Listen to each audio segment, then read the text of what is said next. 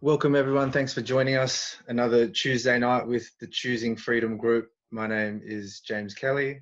Nick Patterson is joining us tonight.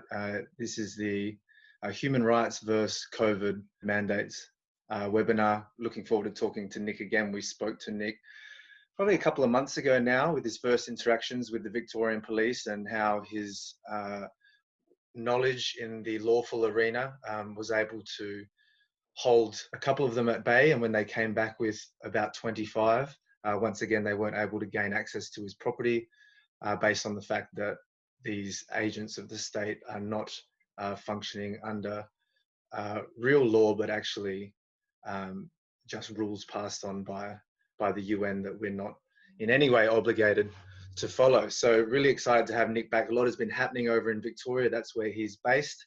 How are you doing tonight, Nick? Yeah, not bad, mate. Not bad. Yeah, thanks. Yeah, I feel for you guys over in Victoria, for sure. So before we do get started, I would like to quickly share something with those tuning in. Thanks everyone on Zoom tonight in the webinar. Look forward to hearing your questions and enjoying the answers that Nick has to offer, and also those tuning in on Facebook as well. Welcome. Thanks for taking the time. Very important information to be shared at this time. So just our disclaimer here, this video is for educational and entertainment purposes only and should not be used as a substitute for professional, medical or legal advice. We do not provide legal or tax advice.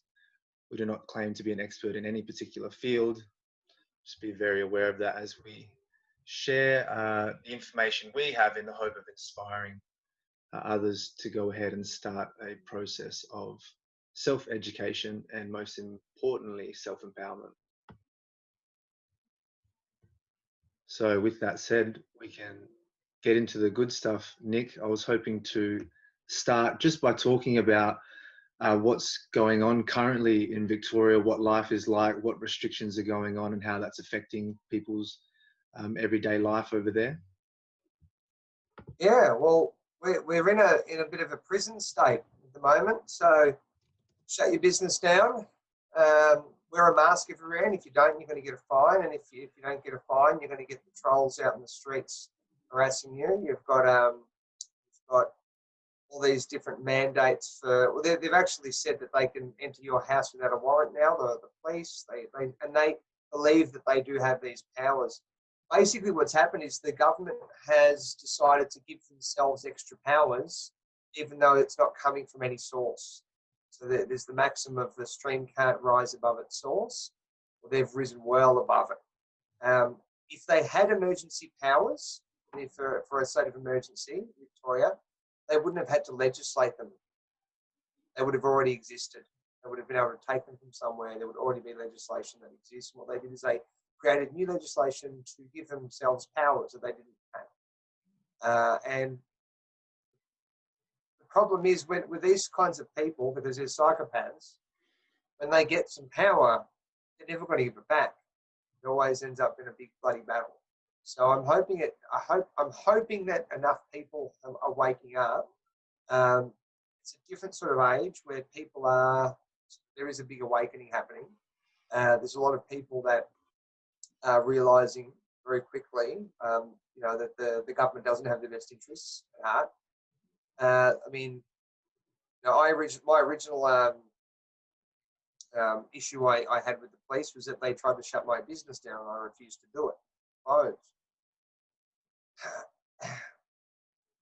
There's no provisions in any of the constitutions. There's no provisions in any of the treaties, and I believe that the constitutions aren't really valid. I believe that the treaties are valid because I think we're an occupied state, and because we're under an occupation, they've got to follow those treaties. But they're not following any of those treaties, and they don't have these kinds of powers even in those treaties to be able to put everybody in prison, restrict their breathing, restrict their travel. And everything really is about rights. It's not about stuff, what you have and what you don't have. If you've got no rights, doesn't matter how much you've got. If you like cars and you've got a whole bunch of cars, but you're not allowed to drive them, you don't have the right to drive them, then what good is it having cars?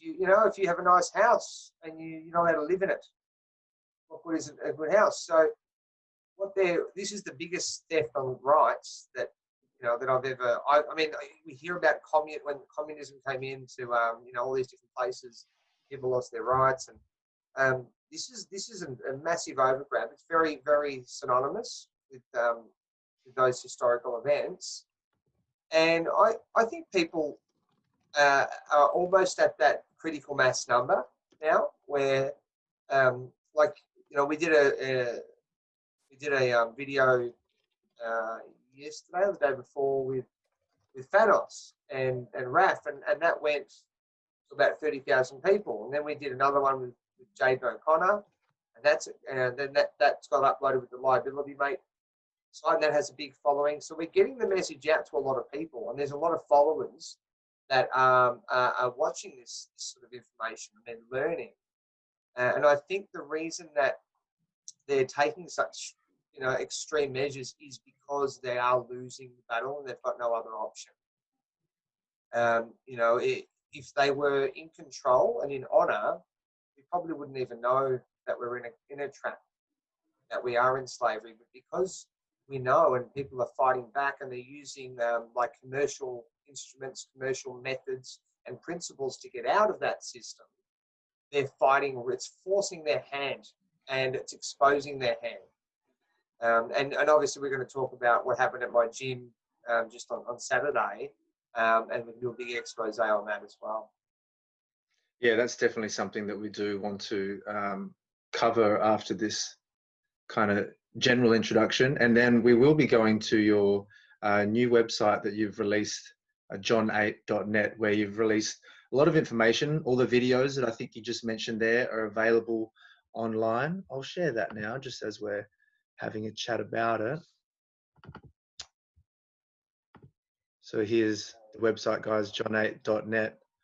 Topics, learn the basics, media, and webinars. So that learn the basics, it's just basic. Really, that was what it was all about. Just learn the basics is so that people can learn without having to read books that are 1,000 pages long. They're all really short videos that explain all the basic things that you need to know to get by in your life. Because you don't need to, we're not going to the High Court of Australia. We're just dealing with police. So they have a limited amount of knowledge. You just need to be able to have a little bit more knowledge than they have. Yeah, wow, that's great. I hadn't looked through this. I just went straight to templates and kind of structured the final section of this webinar on a few of these that I thought were magnificent, just how they're summarized. But I really need to get back and learn the basics as well. So yeah, thanks for that. We'll get to that at the end, guys. We do want to just discuss specifically what happened in the gym firstly. But just on what you mentioned before, I'm really glad that you mentioned that you don't think that, you mentioned something on the lines of you don't think that the rights themselves exist, but the treaties do and the charters do because we're under occupation. Because that's something that I have been wondering when we go down this line of talking, lawful versus legal, and then there's always that idea, once you reach the understanding that we're living under occupation and that our government is not a representative government under common law, it's this administrative body that is kind of doing as they please in a commercial way. I start to question how to navigate that. So it would be good to talk a little bit more about that as well. Yeah, 100%. Yeah. Basically, that's what I think people are starting to learn now, and that's why they're having some success. It's because they're realizing we're not actually under this system that we've been brought up to believe we are in. It's actually something that's been hidden from us, and people are becoming aware of it. It's all about money. It's charges. It goes back to ancient Babylon, the Hammurabi Code, which was the merchant's law, which is what we call commerce, or it's lex mercatoria, the law merchant. That's essentially the modern version of this system of law, and it's a system of law that's really fast. So it's dealing with financial amounts, okay, and that's what we're in. And I've got a friend, Darren, and he said that when he started to look at everything is a commercial transaction in the courts. You start to have a lot more wins in the courts. Yeah, and I know that Cal Washington from Empower Movement, he shared that with us as well, that he was ticking all the lawful boxes and going in and doing what he thought was right. And then the judge would give him the nod, like, well done, but then rule against him. And he thought, what the hell is going on here? And it wasn't until he learned about merchant law and approached it in a commercial way that he started to have success. Yeah, 100%. That's what it is. So if we start to focus on that as opposed to, I mean, obviously, like understanding the Constitution and everything, that can help you if you're dealing with, let's say you're dealing with police. You know, you might be dealing with police. The police, for the most part, probably don't know that they're occupying force. They probably don't even know that. You know, they wouldn't be given full disclosure on that. They're at the base level. That's why they have that checkerboard symbol at the base level. They get low on the knowledge spectrum. So we we can use that, and I've used the Constitution in different arguments with the police and other bodies. And sometimes you'll deal with a financial institution, or say it's the ATO for tax, and they will send a letter out saying that we have power under the Commonwealth Constitution Act to collect taxes. And so then you'll follow up and go, oh, are you saying that you're under the Constitution?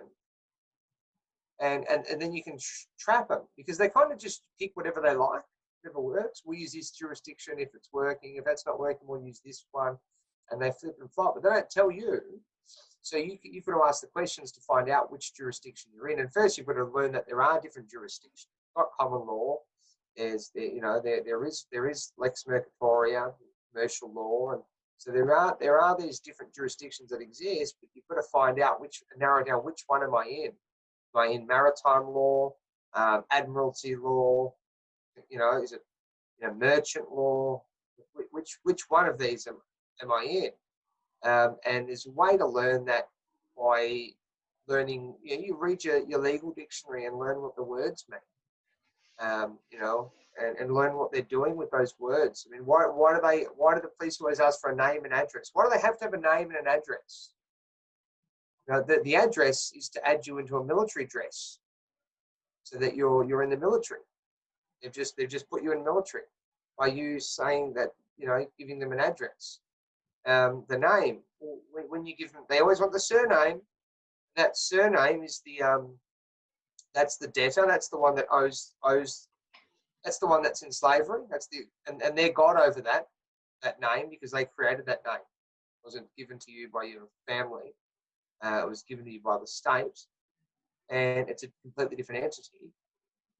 And they you're not given full disclosure on this, and that's the trap.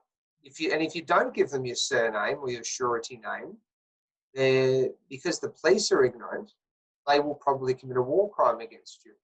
So that's why there are times that you would use the Constitution and those that basic understanding of what law is, because that's what they have, and you would use that, say, to win that argument. If you were to go higher, you would have to learn. You'd have to learn those higher jurisdictions and have a deeper understanding. If that makes sense. Yeah. Do you know if many people are having luck just in simple interactions with police in Victoria, citing the Constitution or talking about things from a lawful aspect, or are the police, they don't know, therefore they just ignore it and go ahead, issue the fine or make the arrest? It depends on the police officer. But what's happening over here is the media. I can't confirm that they're working together, but it looks very likely that the media and the police are working together with the government to create a false narrative. And we actually have proof that the media is doing that, but whether they're working with the police or not, I'm not going to say that and make the claim, because then I'd be liable to provide the evidence of that claim.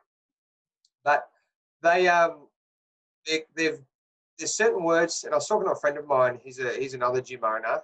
He's starting to learn a lot of this stuff as well. He said to me, we've got to be careful when we have these interactions with the police, because certain words now have been demonized in the media. One of them is the word unlawful. If you say unlawful, they just laugh at you. Oh, it's unlawful. Oh, it's unlawful, right? Because they're kept stupid. Police are kept stupid. if you say human rights, they laugh at you. It's not about human rights. We're not going to discuss human rights, mate. We're just going to discuss the law. Now, this is what's happened. So the police don't, and because the government's been laughing about rights and making a mock of it, it's a blatant, just mock on human rights. One of the things that our Premier said is, it's not about, if I hear anything else about human rights, and he's fully scripted, right? It's not about human rights, it's about human lives. And that's the rhetoric that's coming out of his mouth. And he's so now if you were to use those words, which was the argument before, the argument before was, okay, where's the override declaration to the Human Rights Charter? Because we have a Human Rights Charter in the state of Victoria, and basically the Human Rights Charter that we have in Victoria is almost identical to the international. It's almost identical to the ICCPR Human Rights Charter, the political and civil human rights covenant. It's just a state at the state level. So if you bring that up, now that's an act of Parliament. You bring it up, and they go, oh, that doesn't matter anymore.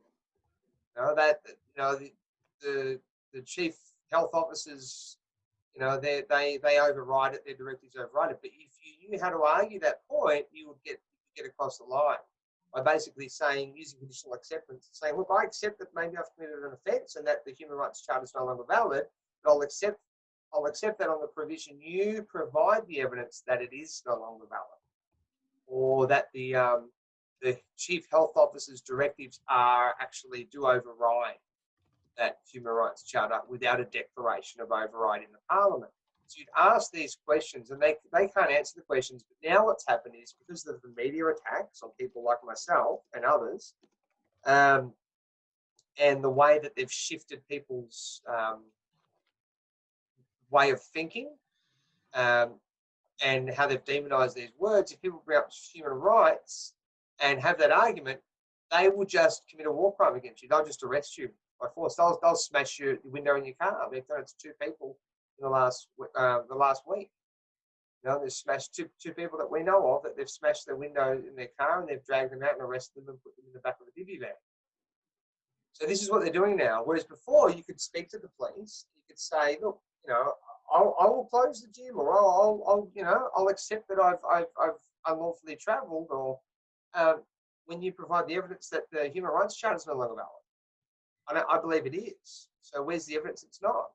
Where's the evidence of an override, declaration to the Human Rights Charter? Because you're saying this directive trumps the Human Rights Charter, but how can if a directive is in violation of another act, which is a man-made law, but they look at it as law, if it's in violation of this law, being the Human Rights Charter, which is an act of Parliament, then that would make it an unlawful directive without the declaration of override. So this was our argument before, but now they know our arguments. So what they do is they would have to train there. I can't say they do, but it looks like it because I get all the videos sent to me of people's interactions with the police, and I watch them all, and they just completely disregard the Human Rights Charter now, and they make a mock of it. If you bring up human rights, you go, oh yeah, human rights. No, it's not about human rights, and then they arrest people. So that's our problem that we have. And then what they do is, when they arrest the people, the media seems to always be at these places when these people get arrested, and then they do these beat up pieces on these people and on the movement, I guess, the awakening, because they're trying to stop it. And that's what it is. It has to be.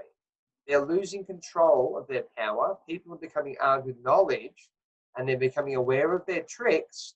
And when they're not secret anymore, they don't have those tricks. They've got to do what they can to give us different terms, And they're doing that now. They're saying, look, you've got to isolate. You've got to go here, and if you want to go there, you need to get special permission and permits to travel. And this is what they're doing. They're setting up this prison state, and obviously we're the guinea pigs in this, And I hope that we can still put up a good fight so that if it comes to you guys, they you know, it won't be.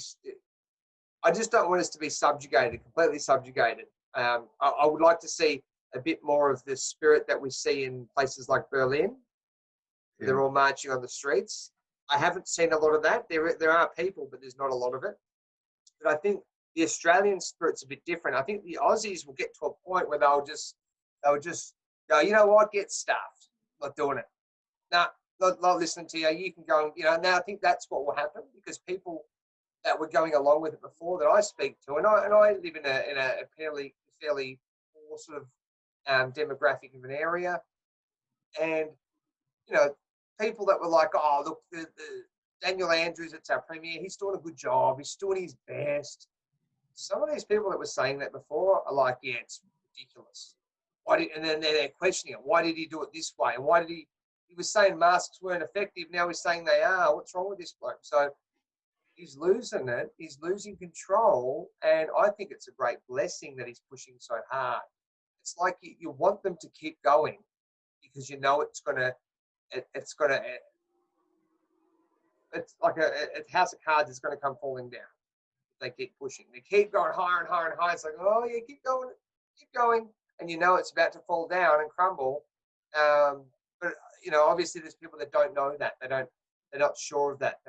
And they're worried, and they've got a lot of fear, and that's, you know, that's one thing. You know, I did a little video on mindset on my website, just explaining how to deal with police, but how it's all about the mindset. You don't want to have the spirit of fear. Fear's what overcomes you. You have a sound mind. It's a biblical principle. The spirit of fear is not of God. You want to have the spirit of a sound mind, spirit of confidence. When you have that and you know you're right, who cares what happens? Because what you're doing is in honor, and there's power in that. You know, that's why the police have to make everybody scared. That's that's why I know that the police department, the police force, is not a righteous organisation, because they operate in fear and lying.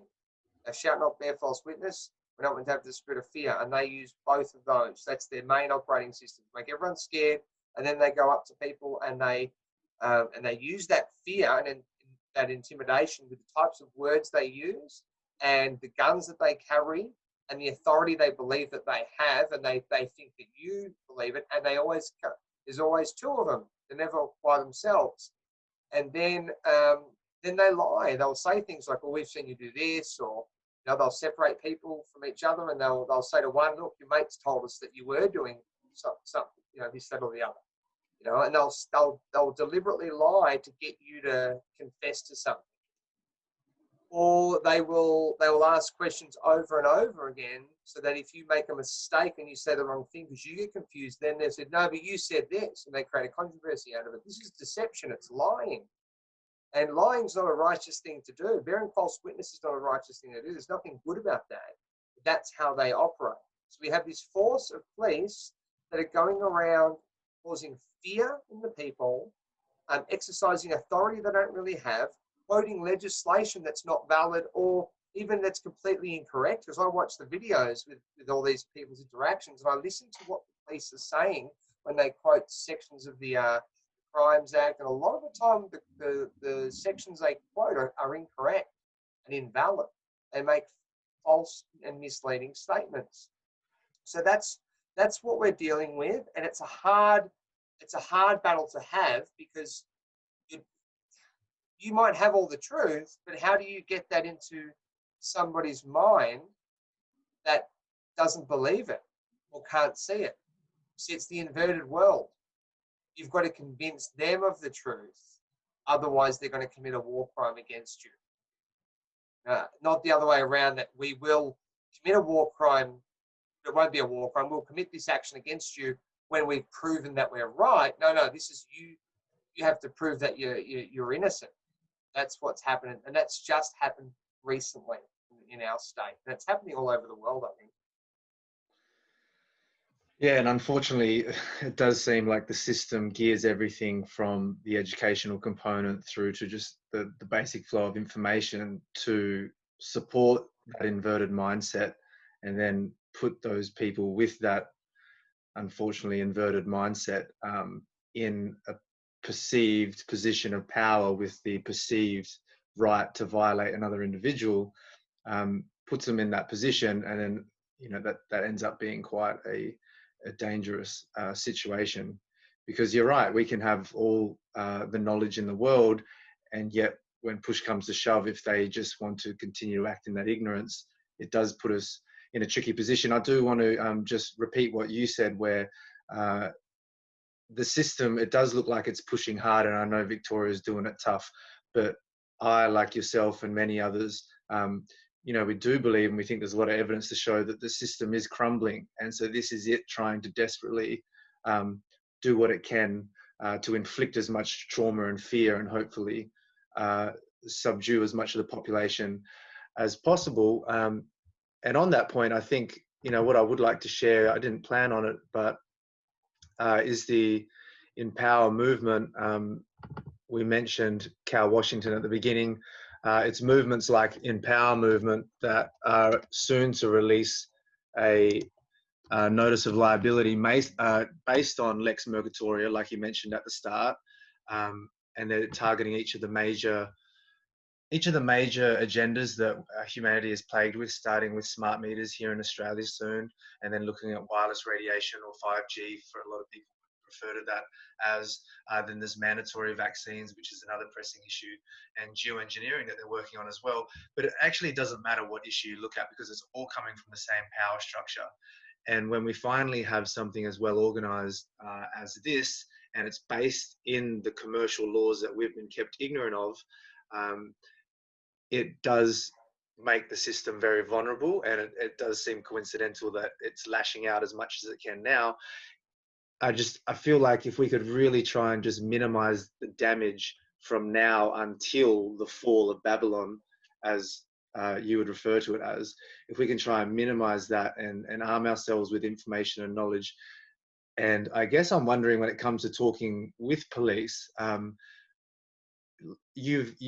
what you displayed in the last videos that we touched on in the last webinar, that ability to remain calm, which I know is very difficult, but I think to remain calm and non-belligerent or non-violent in any way, not just physically, but verbally as well. I think that's a really critical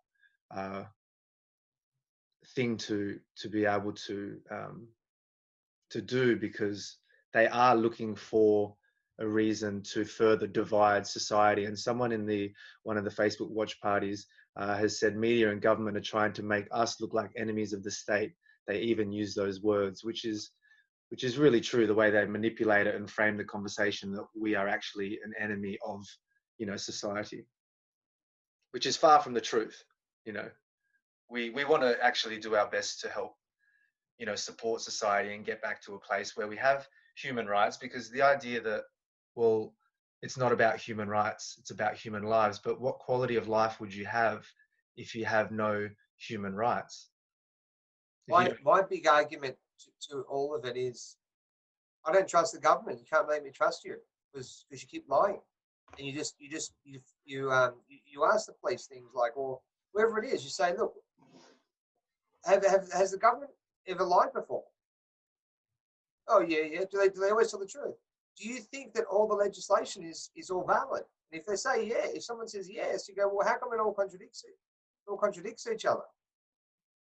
That shows you it's not all valid. It can't be all valid. Do you know how law is enacted? There's a process for that. For it to become law, it can't contradict. There's certain provisions for it. And did you know that the parliament's it's limited in their power, or that the government's limited in their power? They can't just make whatever law they want. I mean, they can legislate that all blue-eyed babies have to be killed and put to death. They could legislate that. There's nothing that says they can't legislate it, but does that make it lawful and valid? No, it doesn't, because it would contradict everything. So this is the issue, is that the people that are, and I have a good authority that the police in Victoria have had a 300% increase in people leaving the force in the last 2 years. Now, I reckon that would be so much higher now, given that they're implementing things that are so draconian that even people that are completely asleep can look at it and go, yeah, this isn't right. You can't just go to people's houses without a warrant to can't just tell people they can't travel. You can't shut people's businesses down and say, sorry, you can't work anymore, and you just have to get welfare. And we don't know when welfare is going to come. It might take 6 weeks, but you've just got to sit and wait, and you know, go get some handouts from your family. You know, I mean, that where do they get the power for that? So morally and, you know, lawfully, that seems ridiculous. But in the world of statutes and legislation, which are just corporate bylaws, are we bound by our birth certificate in their eyes? You know, is that legitimate? Are they allowed to do that? Even though there are these things called human rights and there are charters and treaties over there, I'm assuming that that's for men and women, which are technically, you know, you of flesh and blood. But so long as we exist in this corporate overlay, bound by our corporate fiction created at birth through our birth certificate, is that how they're justifying it within their own system to treat us the way they do and just pump out this legislation that is completely contradictory?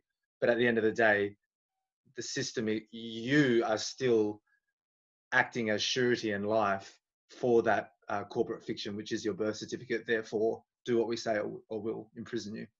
Yeah, well, the birth certificate's a contract. They're all contracts, and they're different contracts. The police are operating in the, you know, generally it's with a driver's license, or it's a different level of contract, because they don't ask for a date of birth. They just ask for sometimes I will ask for a date of birth, but you're not obliged to give a date of birth. You're only obliged to give a name and an address, right? So you become like one of the ranks of the force, you know, at a low level. So there's different levels of jurisdiction, but they would be claiming the power and the rights over us based on the words. So even the word human is not a man or a woman. The only word that represents a man or woman is man, woman, or people. Everything else, so natural person is not a, and that's what you won't find any acts that apply to men or women. They never use the word man or woman or people. They use persons, they use residents, citizens, trustees, drivers, humans. So this is what they do. So the real basis for our law is the Bible. So I have, you know, I have my religious exemption to most of this stuff, because I go, well, sorry, that's not my law. I follow the Bible, you know, and if you know your Bible well, you can basically rebut any of their claims or any validity to their acts by quoting the Bible that contradicts, Bible verses that contradict the unlawful measures in the acts that they try to apply to you. So so that's what I do. And I mean, I was arrested a while ago at a protest. I was set up, and when I was arrested there, they sort of asked me some questions like, you know, what's your name? And I said, I don't have a name, mate. I'm a man. You know, and they go, and they roll their eyes, and I said, well, you know, they didn't like belt me up, or I just said, well, no, I don't have a name. If you want a name, I can give you this name, but it's not mine. You know, they go, what's your residential address? I'm not a resident. I'm a man. You know, I reside in my body. I don't wear a dress. You know, you know, this is the sort of stuff that you use, and it works. Because what it does is they might roll their eyes at you, oh yeah, all right, but you haven't entered the contract with them. When you speak to them in this way, you go, no, and that's your declaration, especially when it's on the record. It's on the record, you know, or you're filming and you say that. Now, out of their ignorance, they can commit a crime against you, okay? Because they're laymen, okay, lay persons. But you know, our job isn't to control what they do, because we're not a controlling force of people. They're trying to control us, though. We're actually trying to be free. So we just do what's right. I think that the moral high ground is to just do what you know is right to the best of your knowledge, and to know where does that knowing come from. For me, it comes from my biblical understanding, or it might be from my perception of how I see the world. And this is what I believe. Now you're trying to legislate against my belief, and your legislation is immoral for these reasons. You know, ask them the questions. You know, and this is what it's going to come down to. It's really become a battle between good and evil, and the separation of the wheat and the tares, I think, is happening now, because we're getting this separation between people on two different sides, and there's not really a middle ground anymore. You know, like you can't, the mask wearing people that are all about the mask in Victoria, I tell you what, if you're not a mask wearer and you're walking around without a mask, you know, you're not going to be able to have that connection anymore. It's like iron and Mary clay doesn't mix together. They don't cleave together. There's these two different groups. One's going with the Roman system. You've got to do what they say. You've got to just do what's right and follow what they're saying. They're doing their best. And you've got the other people that are going, no, but it's not moral. And this is why it's not moral, because they're destroying people's businesses and they don't need to do it. They're putting people in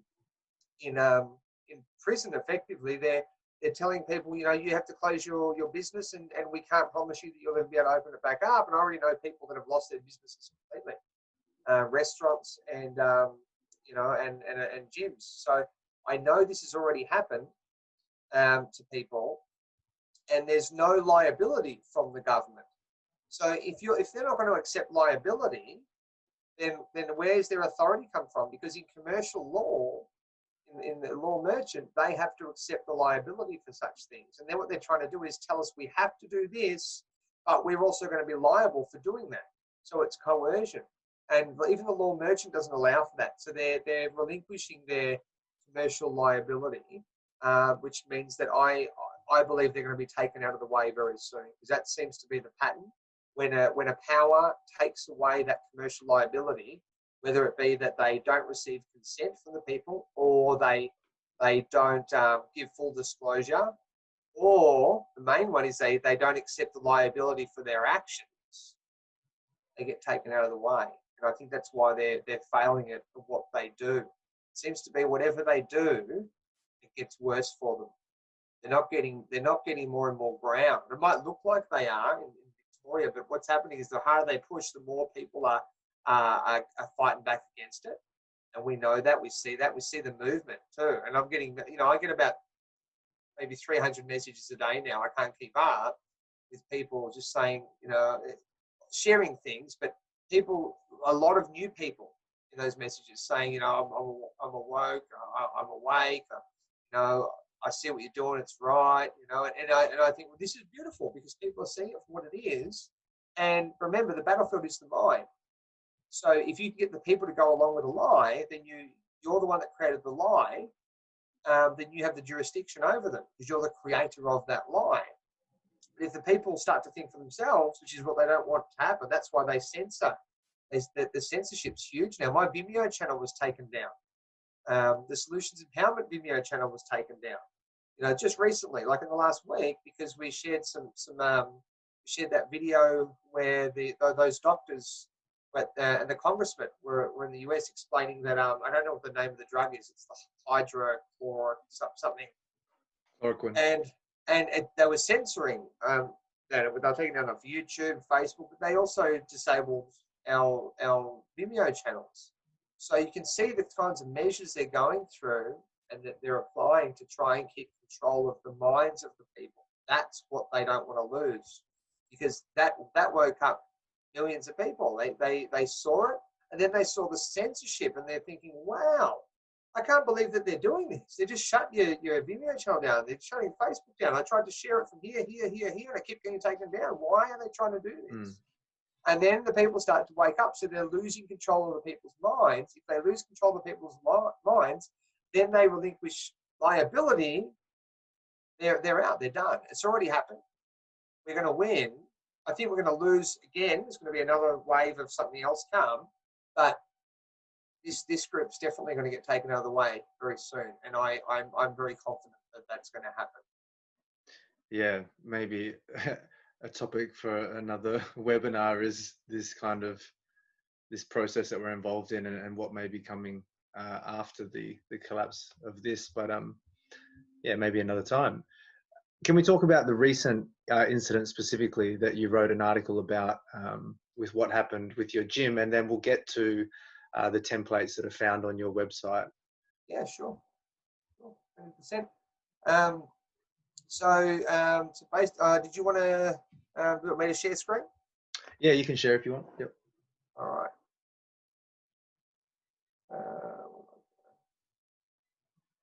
So what I'll do, I will show you some videos. So basically, we had, so this happened on a Saturday, last Saturday. The 2 Saturdays before, we ran these like workshop sort of nights at the gym where we had like a legal, lawful discussion.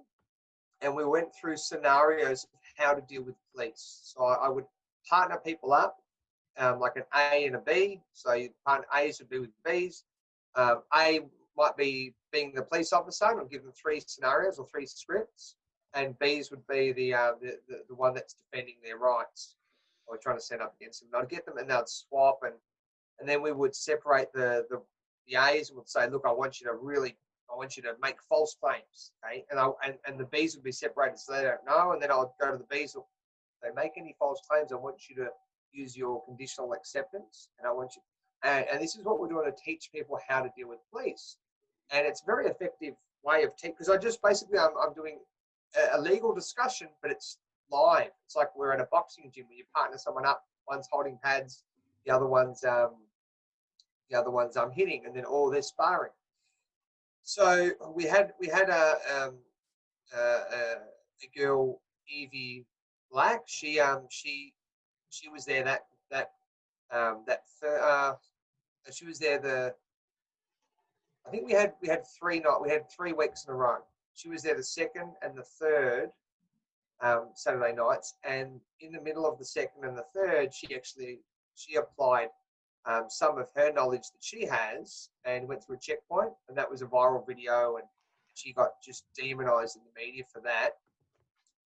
So the Saturday after she had gone through that checkpoint, she was at the gym, and we actually spoke to her about what had happened, and we just heard her side of the story, and we took a photo and I shared it on Facebook, which maybe I shouldn't have done, and it's probably, I think it upset a few people that I did that because I didn't have my privacy settings set on, so I made a bit of a mistake there, and I'll admit it. But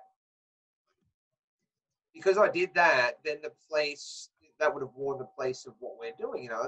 They would have got wind that we're teaching people their rights, because that's like the biggest crime now, is to know your rights.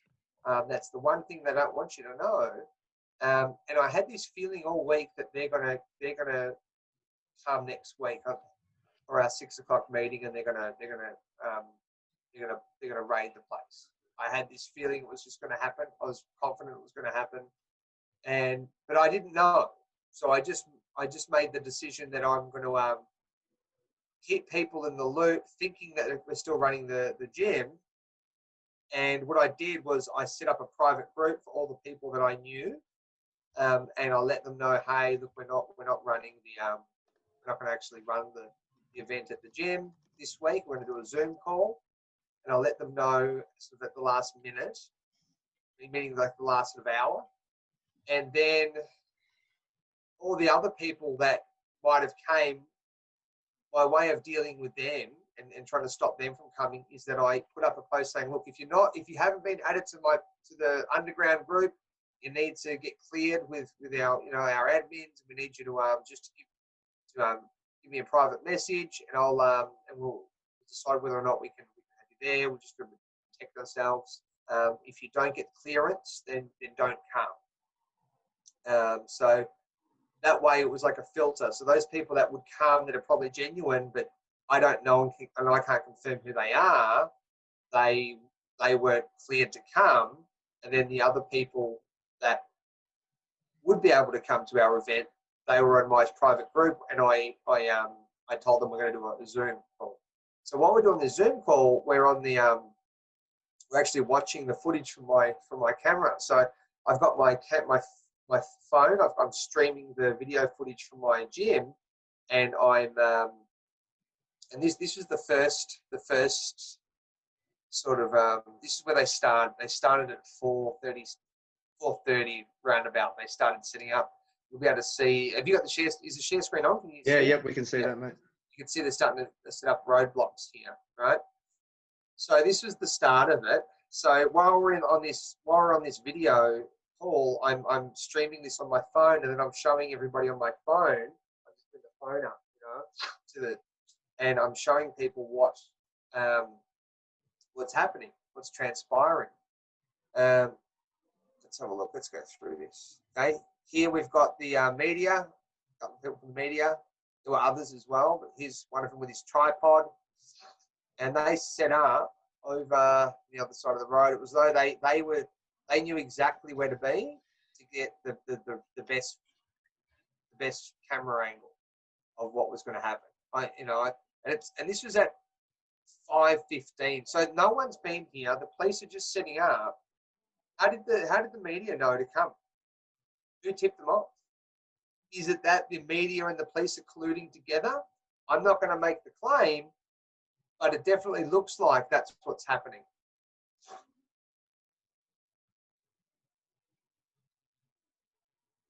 The next one. Yeah, I don't think it's unreasonable to assume that they would work together, given the roles that they play towards government and the apparatus as a whole. Yeah. I mean, we know that. We know, of course, they work together. But he who makes a claim bears the burden of proof. So let's ask the question and formulate our claim in the form of the question. Sorry, my computer's really slow. No, it's okay. And here we go. So now they're starting to set up. Here, as you see from this angle, you see here they are.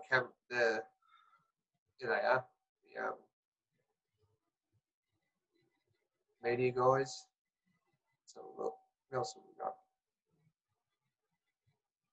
So this is in the late afternoon. Yeah, that was at about 5:15. So our Zoom call started at 6. This is my mate. He went for a drive down there to have a look. So this would have been about 5:30 because it's still only just daylight. So he goes for a drive. Quite a few of my mates went for a drive around to see what was happening at the gym, and they had blocked off 4 streets into my gym. So 4 different entry points. This is one of the blockades there. That's just one of them. So it's a full-on operation. Because my mate said to me there were 25. He counted 25 police. 25. No. Sorry, it was 15 police cars he counted, and a police truck. 15 police cars. It's huge, right? And see at the end. So look at this. Look at the time here. 9:16, and these 2 police cars towards the end. They didn't get there. They didn't get what they came for. No one turned up to the gym. We knew that it was happening, and no one told me. I just had this feeling they were going to turn up. Where that feeling comes from, I'm gonna say that I got that, I got that feeling from above. But they, so what they did, these police officers, these 2 police cars parked right at the front of my gates. No one's in the gym. I'm at my house. There's no one in the place. The gates are locked. No one entered or left. So they parked their 2 cars here, put the lights on, and kept them on for about 40 minutes. Now, what's the reason for that? James, why do you reckon that 2 police cars, after being there for nearly 5 hours and no activity coming out of this gym, there's been no activity for the operation, why would 2 police cars park at the front of the gym and just put their lights on for 40 minutes? Well, I wouldn't want to make a claim here, but I can imagine if I lived anywhere near there, I would be awfully annoyed. Is it that they're trying to turn the residents against me and make me out to be this a real bad guy? Is it that they are trying to cause people to not trust me in the area, or make it out that they actually did? There was a crime scene, because if you look at the media articles, like here's one of them that came out. And look at this one. This is one of the ones that came out. Victoria Police intervened to. coronavirus anti-masker meeting in Melbourne shut down by police. What's wrong with this heading? Everything. Everything. There was no meeting. Happened to be shut down. It's completely false. There's no such thing. There was no meeting. There were 40 people on the Zoom call, probably more, because some of the people there was 38 accounts for Zoom, but there were more than one. There was more than one person on these on the Zooms. There probably would have been maybe 50 or 60 people that can attest to the facts that we were on Zoom when this was happening and we were all watching. So anti-masker meeting. So what's an anti-masker? I mean, where do they come up with this? Where's the evidence of that? They've just made it up, right? It's make-believe. Meeting in Melbourne, shut down by police. This is Sam Clench. Good on you, mate. Thanks for being a liar, lying to the people. Victoria Police intervened to quash planned gathering of anti-mask coronavirus conspiracy theorists at a gym in Melbourne. That's like, what do you see coming out of this this first sentence? Anti-mask coronavirus conspiracy theorists. It should be a title case because it's almost like a name, because we get called this all the time now. Yeah, we've got Victoria Police intervened at a planned gathering of anti-mask coronavirus conspiracy theorists at a gym in Melbourne, suburb of Cranbourne. So that's my gym on Saturday night. This is a family member contacted the police, and this is actually the video they've got there of them set up. And we looked at that from my surveillance footage, and my gym is just on this side. Yeah, so they've completely done it. Fabricated. Blocked off the other end. Yeah, they've completely fabricated it. They've blocked off the other end. They've blocked it off this end as well, and I think the other end here. So they've basically set up these like checkpoints everywhere around the gym, but we weren't there.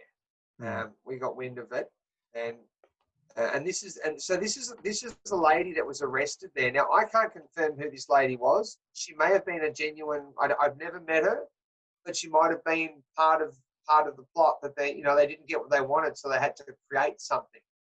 And this is this woman that's this is female driver.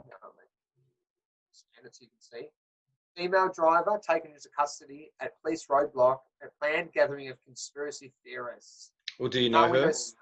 I don't know her, so I don't know if it's legit or not. But I do have a photo of this happening, but I don't know if she's an actor or not. I don't think she is, because I've spoken to a couple of people that know her, but I don't know those people either. You know what I mean? So I don't know. I can't confirm. So I'm not going to make the claim. Let's have a listen.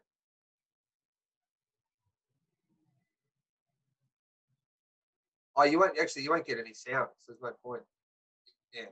Yeah, the sound won't work. And then there's and that's the car there, right? So I've got the image of this car. Let's see.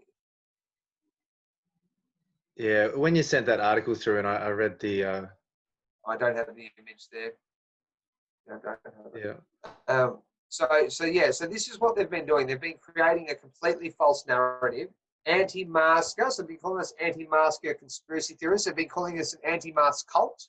There's been a number of articles calling us an anti-mask cult. It's been on the news. But there's no truth to any of it. It's all false. So we did a rebuttal. Article to their article. So I'm going to go into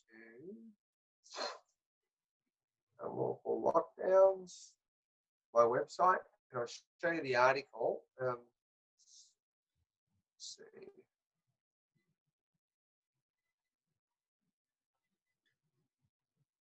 Go.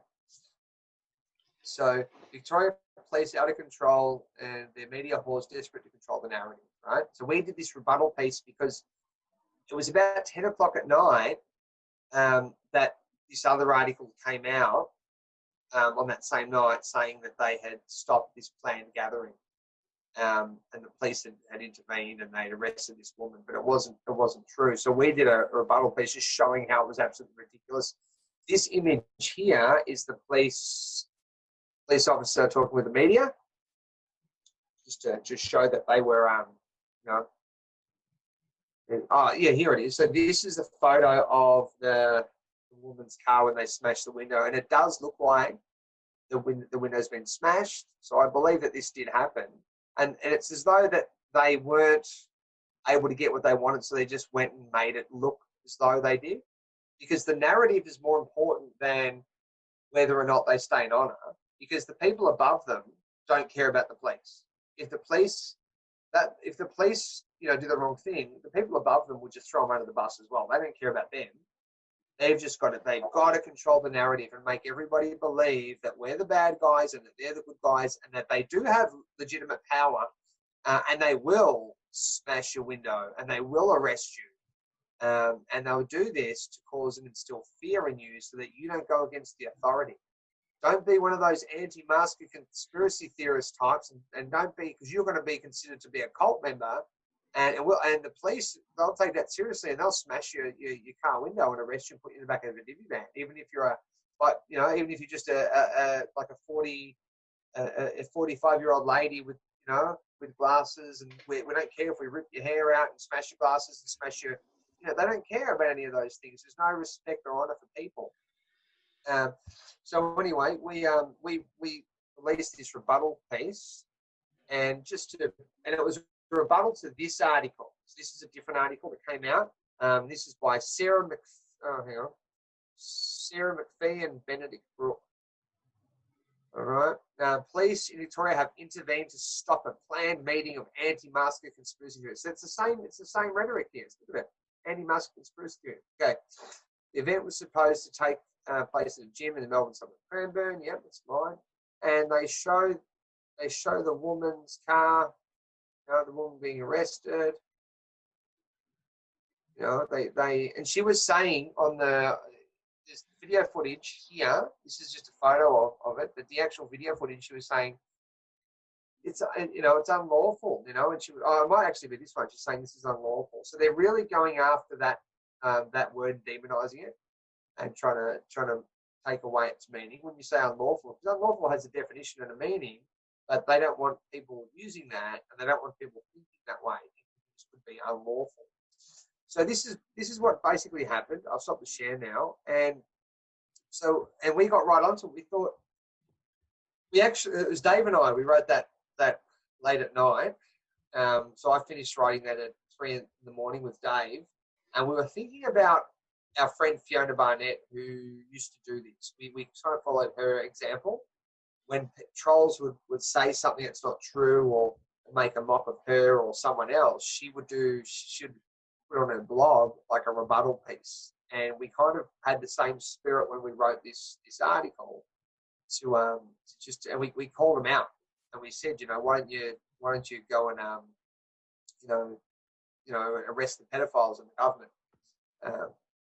And what we've been able to do from there is be able to reach a much larger audience, and we've been able to share this. It's had a lot of shares, and we've been able to go on a number of channels, including this one, and show people that, hey, the police did this, but then the media did this, and the media's article was a complete lie.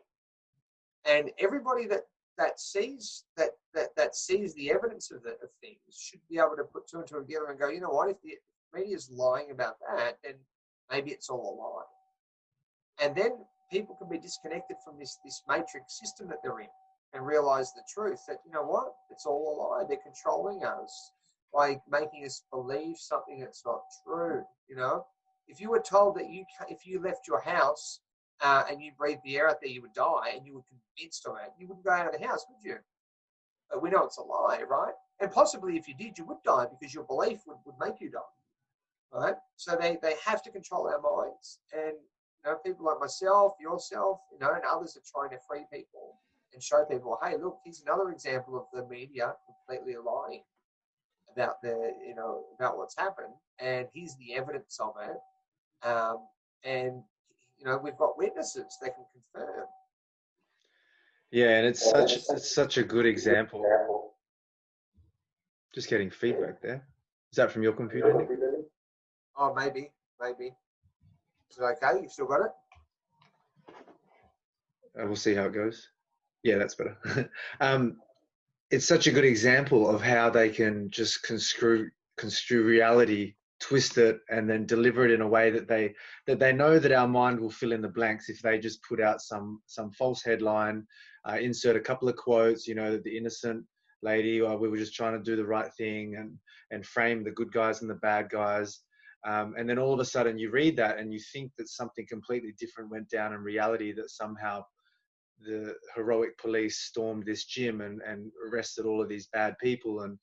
But the fact is that they just stood around twiddling their thumbs and then sat at your gates until 9 or 10 at night, possibly annoying all the neighbors, and then eventually went home. And I always think that the same thing was done if you look at, you know, 9/11 and what they did there with the headlines and the rhetoric that they pumped straight away.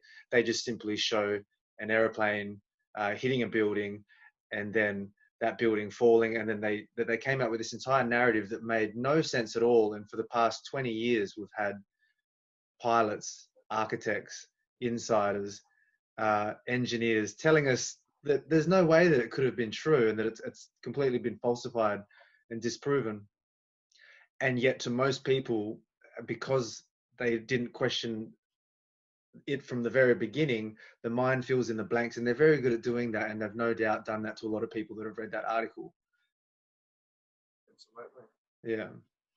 That said, you know, a point that I always think of is that for 20 years, you know, people would have been yelling and screaming about 9/11, and if that was your only action, if that was your only point of action, just to wake people up specifically to see it, you know, it would have no doubt been a pretty long 20 years for them. So I guess sometimes that puts me in the mindset of, okay, we're at the new thing. It's no longer, you know, Middle Eastern terrorists. It's these viral particle terrorists that are just rampant. And I guess they're lumping us that are questioning things in with that.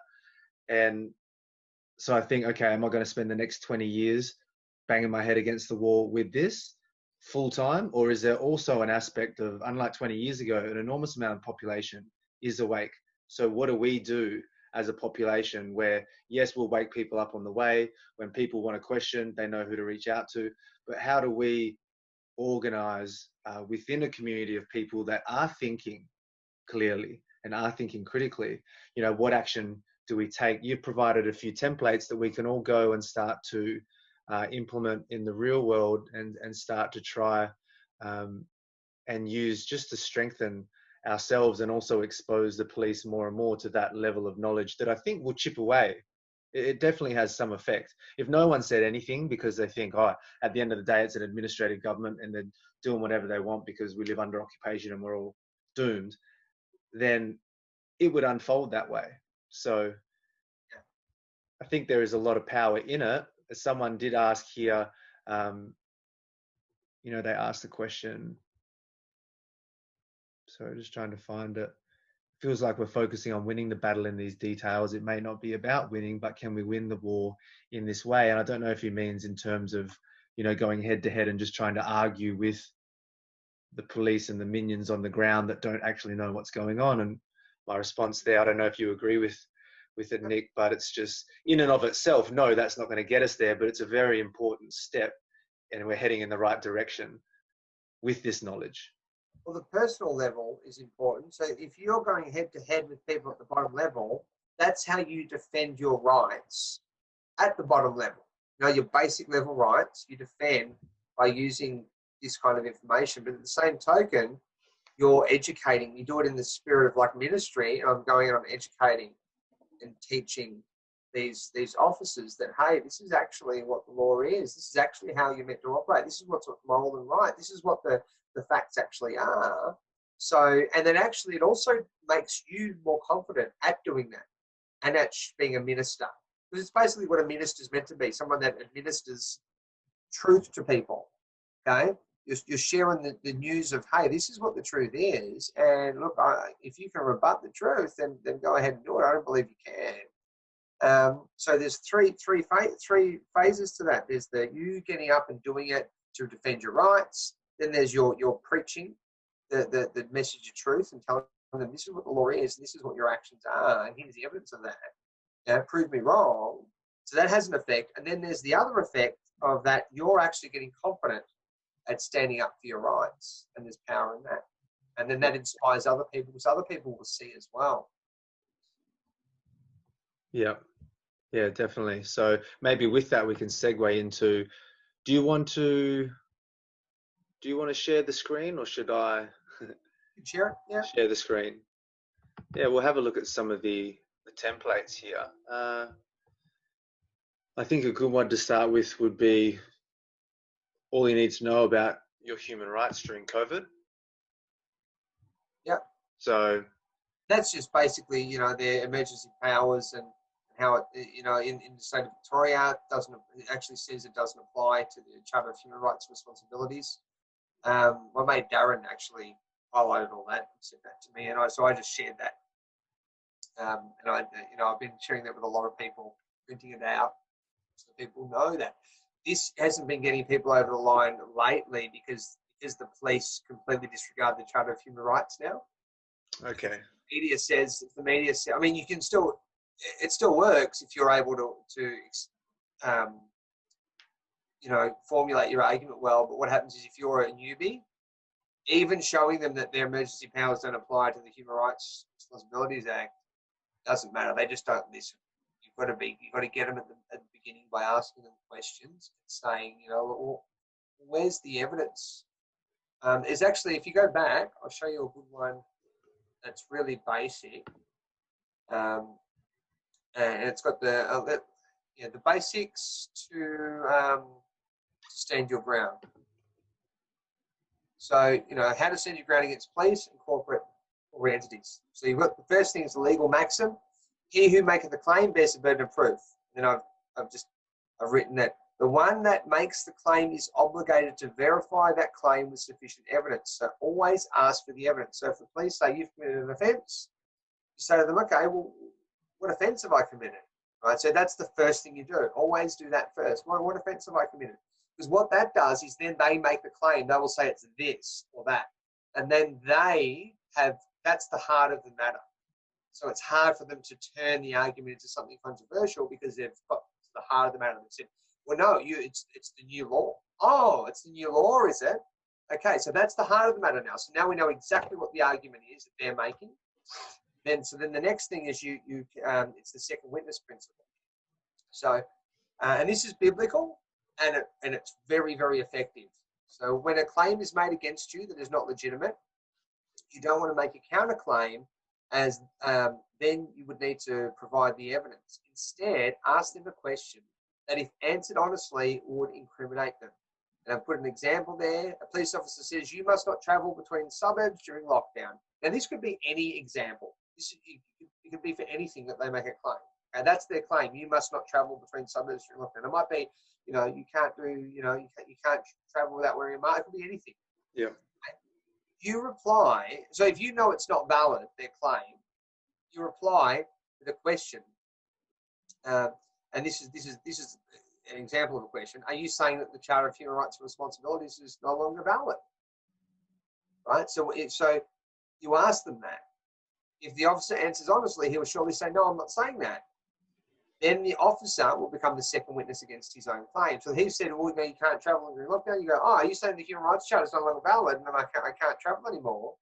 And he said, no, I'm not saying the Human Rights Charter is not valid, but you can't travel. Oh, so you're not saying that the Human Rights Charter is not valid. Oh, okay, well, then we both agree that it is still valid. So there's your second witness. Now, that often will get you over the line, but sometimes, and quite often now, the officer will lie, will just make a false claim, say, yep, it's not valid anymore. That's when you would again say, well, where's the evidence of that? You go back to this first one. Does that make sense? Okay. Oh, okay. So it's three principles that you just use. Just use the three principles that work. So you just go back and forth between these three. Okay. Okay. So if they say, oh no, it's no longer valid, you can't travel anymore, Human Rights Charter has been overridden. Okay, where's the evidence of that? Yeah. And then you've got, and if the officer doesn't answer the question correctly, then you ask the question again and again the third time. So if you ask them and they don't answer, they just keep saying, well, say for instance, oh, we've got power from the government to stop you traveling. Yeah, I know, but are you saying that the Human Rights Charter is not valid? The state of emergency is, that you're no longer out of trouble. Okay, I'm going to ask you a third time, is the Human Rights Charter still valid or not? Please explain that. And if they don't have for 3 times, then you say, I've given you the equitable opportunity to answer and you've refused to validate your claim. So I'm going to disregard your claim because I don't believe it's valid. Okay? And there's some Bible verses for this. One of them has anyone taken it to that point of 3? Yeah, absolutely. And we actually had one lady that actually did a video where she was using this exact template. It was a few days after I gave it out at one of our events. She used it. Her video went viral. There were police telling this lady in the park that her kids, they were trying to arrest her. And because the kids went down the slide, you know how they've taped up all the kids' playgrounds and they put like emergency tape around them. But the kids just ran. They were in the park walking, and they just ran up and went down the slide. And the police came and tried to arrest the mum. And this other lady, she's got the phone, a message saying that the police are trying to arrest me because she's gone to the car and they'd come together and they'd gone to this park. And she went down. She had it printed out, laminated one of these, and she took it to the police and she used the information on here, and the police backed down and they left her alone. And then I actually shared the video and it went viral. So it does work. This stuff does work, but it's how you apply it. If you do it in fear and you freak out and you start yelling and become a belligerent, it's not going to work. But if you just stay calm and you speak to them and go, if I'm wrong, I'll admit that I'm wrong. I just don't believe that I'm wrong, and I'm happy to have a discussion with you. If the police say, well, we're not going to have a discussion with you, you've done the wrong thing, you go, well, no, then you're being belligerent because I'm asking you to verify what I've done wrong. Show me what I've done wrong. Where's the evidence of that? So if you go down a little bit, because ultimately you're relying on the fact that the evidence can never be produced because it's all based in falsehood. It's all false, yeah. And then I've got like silence is consent. I've got some case law precedents from the US and Australia where basically if you ask the questions and they fail to answer, and silence isn't just not saying anything, it's failing to answer the question. If they continue to talk and sounds coming out of their mouth, but they are not answering the questions directly, that's silence, and that activates a stopple, which means they've got to stop with their actions. And then I put conditional acceptance here. I agree to accept your claim on the provision that you provide the evidence to verify your claim. So I agree with you. Yep, all right, I've committed an offence, and I'll accept the liability for that.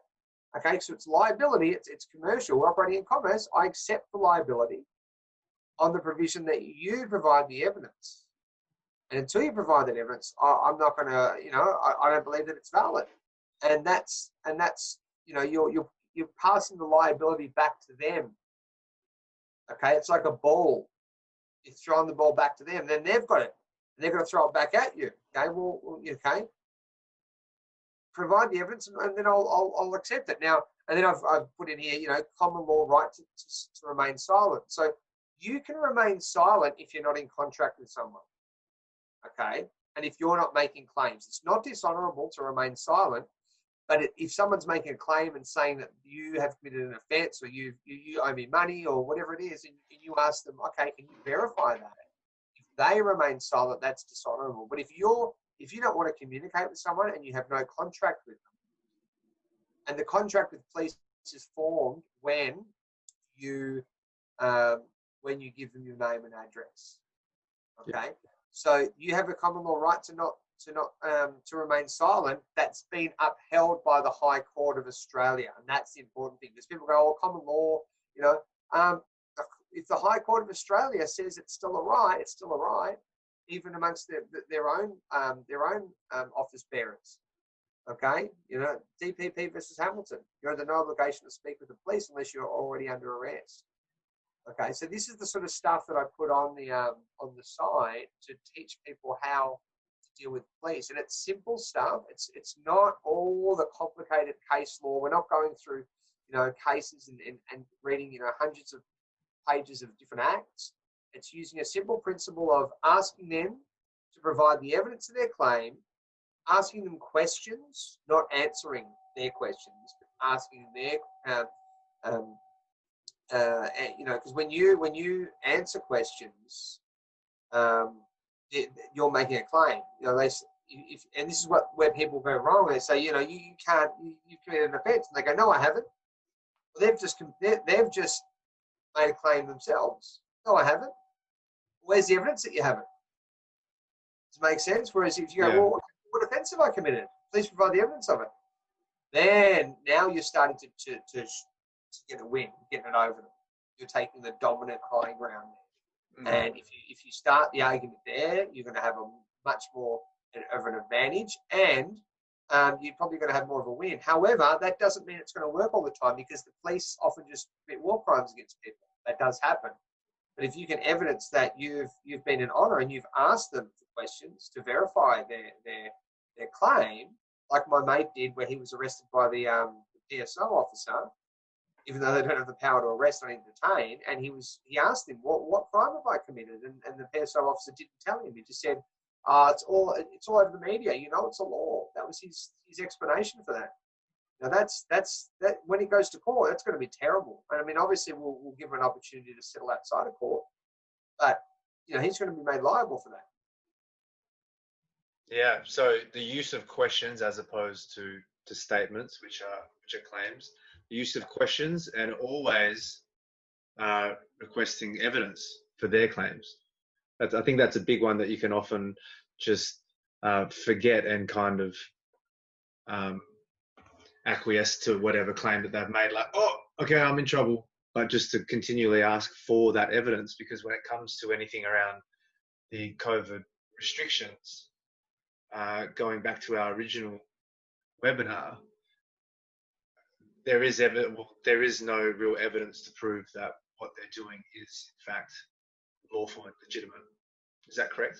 That's right. That's right. They've created a false fictitious crown, and if they'd given full disclosure from the beginning, and they told us that, hey, we've taken over the Commonwealth, we dissolved the Commonwealth in 1973, which is in the Statute Law Revision Act, where they actually removed the word Commonwealth from all the other acts, then and we're an occupying force, then people at least know that, oh, we're under occupation. But what they've done is they've tried to convince us that everything's still okay, we're not under occupation, and the law still stands, the same law, we're still under the Constitution. They've convinced us of this, but then they're operating in a different way.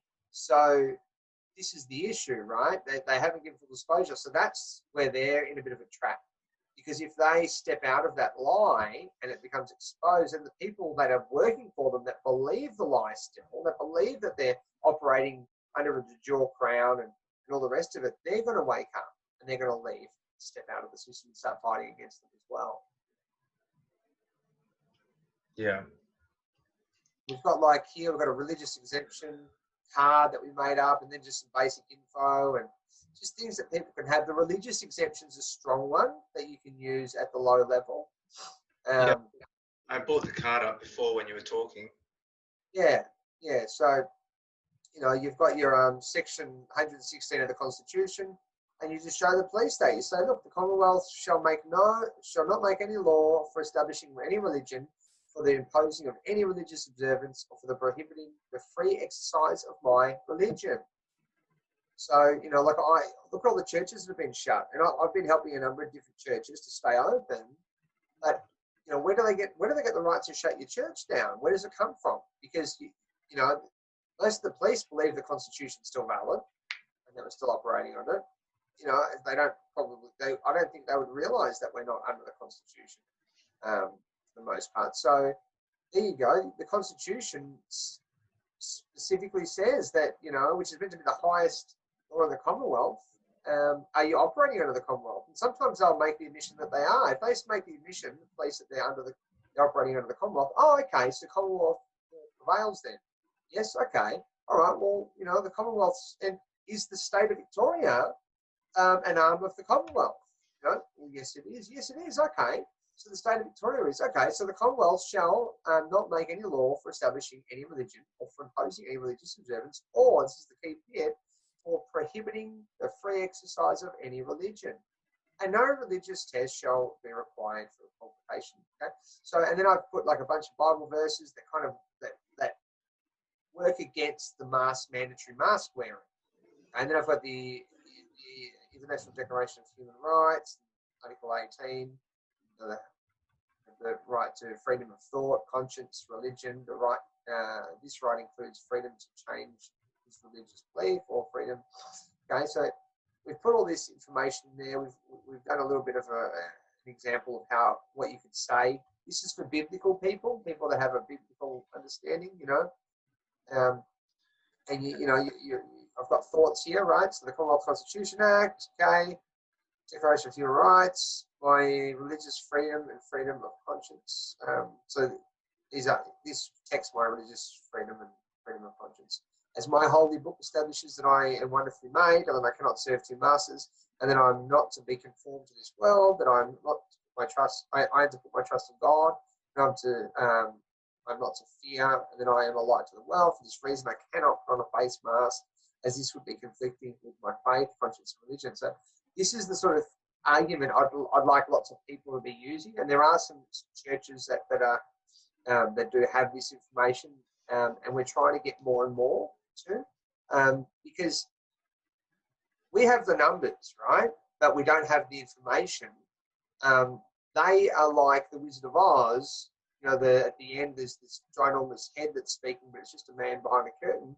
The media is their projection of how powerful they are, but they're not really that powerful, because the people that are implementing everything against us are actually part of us in some degree.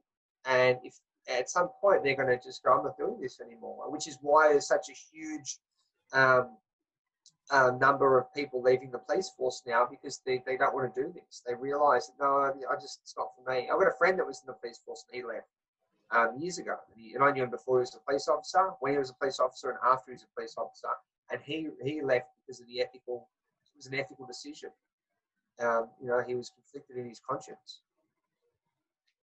Yeah, so I'm wondering if you're, walking down the road and you haven't got a mask on, and the police officer comes up and you're saying, well, it's a religious issue here. If he were asking, how does you wearing a mask conflict with your religious beliefs, specifically the mask? What would you say there? Is it something specific to the mask? Because when I read this, what I'm seeing is that it's more of like a broader approach, saying that if it's too specific, then they can create a controversy around it, right? So you just go, look, I can't be conformed to this world, and this world, they're mandating, I've been wonderfully made by my Creator. And what you're doing is I'm healthy and well, so there's no reason why I should be put in quarantine.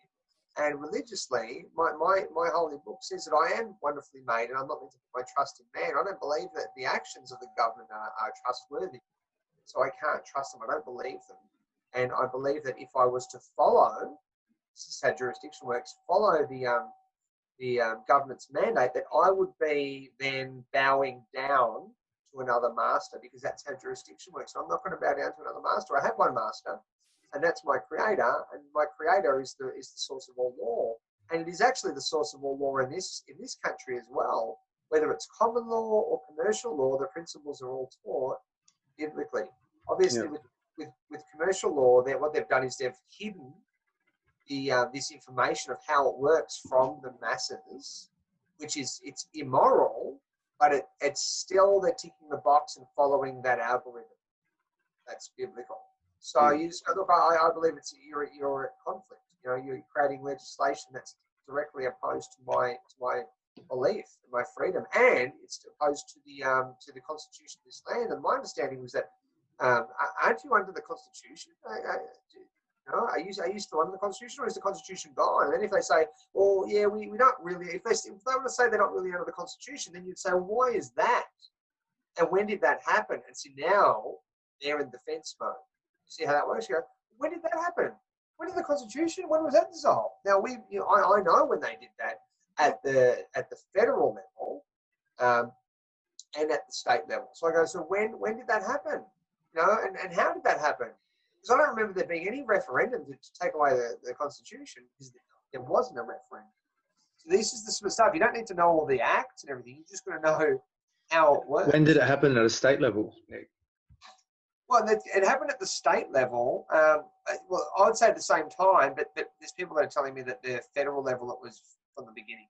It was taken away. But I know 1973 was was when the federal Constitution was dissolved, and the Victorian Constitution is 1975 Act. So that was like 2 years later. Okay, yeah. There was a good one I saw with masks that you guys had made up, how not to face masks. I'm of the belief that the Chief Health Officer's decision to mandate the wearing of face masks is an unlawful directive, as this directive appears to be in direct competition to the Charter of Human Rights and Responsibilities Act. Can you please provide the evidence of an override declaration to the Charter of Human Rights and Responsibilities Act? I'm only required to follow lawful directives, and without an override declaration to override the Charter of Human Rights, I cannot in good conscience put on a face mask. Can you talk a little bit about this override declaration? Yeah, well, that's so for a directive, because you know how there's a difference between a directive and a law. A directive is implementing a direction that comes from one of these sources. I mean, these directions are coming from the UN, and then these officers are making them directives where we're going to do this now. This is what we're doing, okay? And what they do is they legislate these directives.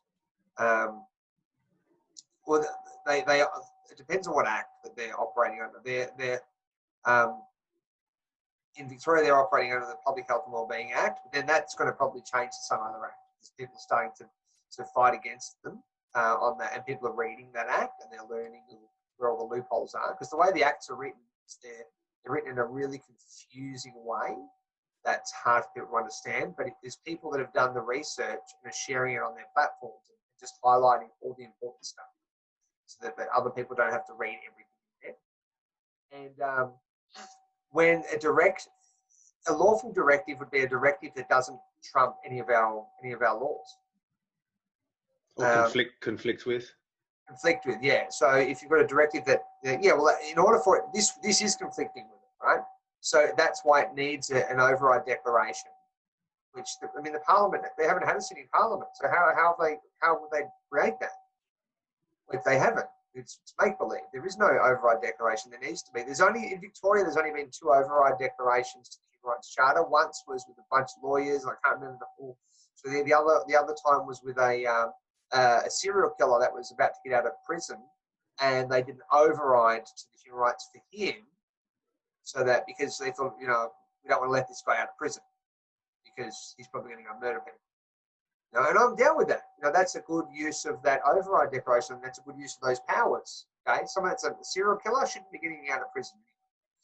But they've now using the Chief Health Officer's directives to override our human rights, but there was no override declaration. So that's the question to ask them. Now they are very clever at the higher level, but at the lower level, police they're not. And that's by design, because if the police were as smart as these evil lawyers and these evil judges, so I'm not saying all judges are evil and all lawyers are, but there's a lot of evil ones that know what's going on, and the fact that they don't tell us is evil. And they if the police were given that knowledge, not many, because most of the police officers aren't evil people. They're just doing evil things because they're ignorant and they believe that what they're doing is right.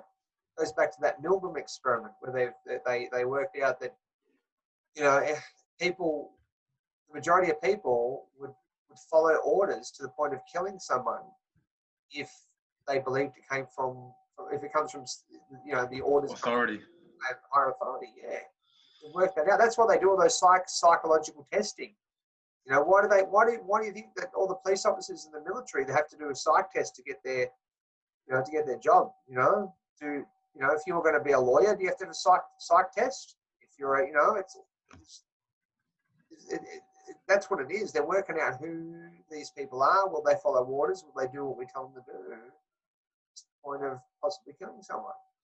And yeah, anyway. Yeah, and I always like to point out that secondary to that finding that, you know, the person will follow orders from perceived authority to the point of, you know, killing their fellow human being, which is a pretty sad thing to hear, is that an individual will stand up against that perceived authority when they see someone else do so. So Yes. everyone's very scared to stand up, but as soon as one stands up, it triggers something in the human psyche where many will follow, and that's what we're all kind of experiencing at the moment, I think, thanks to work like yours, Nick. Well, it shows that the authority is not valid. So they know that the authority is not valid. So and then they question it. They go, "Oh, hang on. Maybe you don't have the right to kill this man or to inflict torture on this man, you know, because someone has stood up and showed that no, this is wrong." And that's what we need more people doing it. We need an army of it, but we're starting to build an army, and that's why the mainstream media's narrative has turned into this filth and this just blatant lies to disregard people like myself and others and call them conspiracy theorists, mask wearing cult members. No, this is what they're doing. They're just name calling us because they've got nothing else. We're not giving them anything. Yeah. And another template you've got here that goes into, I guess it's a bit more detail for what that flyer or little graphic was that we just read there. So can they override our human rights and mandate face masks? The crux of it is that mandating the wearing of face masks is a human rights violation. So they can only do this if our state parliament issue an override declaration to override the Charter of Human Rights and Responsibilities. Well, this is now I know people that have said, oh, you know, this argument's probably not the strongest one because at a higher level they would like the top lawyers would say, well, mandating a mask isn't really this, it's not really medical. I would say it is, but I think at a lower level, like it's a very easy argument. Well, if you get them to acquiesce, so you say to the police, so the chief health officer, is it a medical treatment? Is that why I've got to wear this mask? Is it a medical directive? And if they say, yeah, it is, you go, oh, okay. So now they've made the claim, then you can use this. So I should add that in now to this because that's, I had a friend of mine, he's very smart in law, and he sort of said, look, if you go to court, what they were going to say is medical and scientific experimentation is defined a certain way, and they define it so specifically that everything else falls outside of it, parameters, and they do this so that they can control it. But if you get the police officer to say, yes, it's coming from the chief health officer, say, well, is the chief health officer is that medical?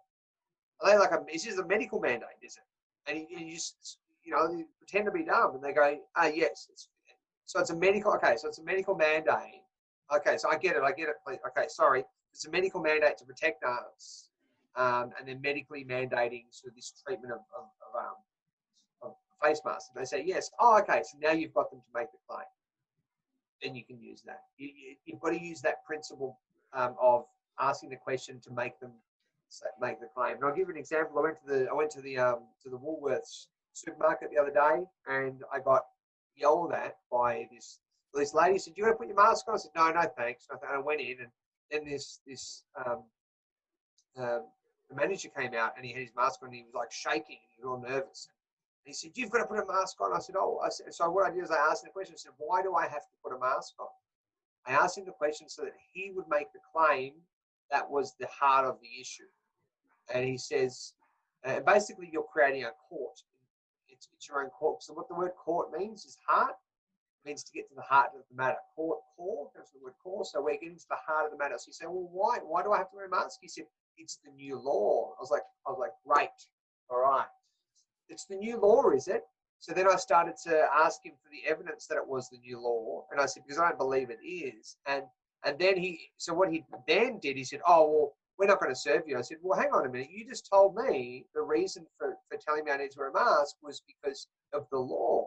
So I've just asked you, where's the evidence of that this mandating of masks being law? Like, where's the evidence? I don't believe there is any evidence.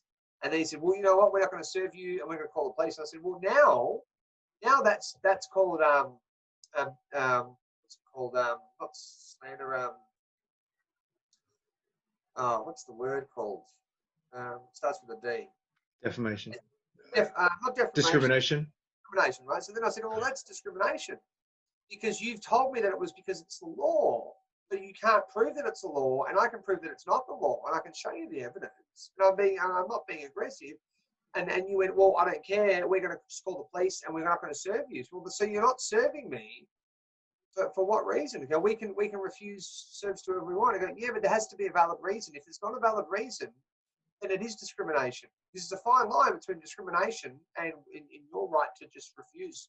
There has to be a legitimate reason for that. And you've told me the legitimate reason. You made the claim that it's the law. So if it's the new law, please show me the evidence that it's a new law. I don't believe it is. And I can show you that, and I can show you why. And I'm happy to have an honourable, and calm and discussion with you. And this is how you get them to, and this. So what I've done with this website, I'm still working on it, putting a lot of effort in. I'm just trying to put stuff up that can help people. But it's not like, I don't want it to be super specific. I want it to be general, so they can learn just how to speak and how to talk to people, what sort of questions to ask.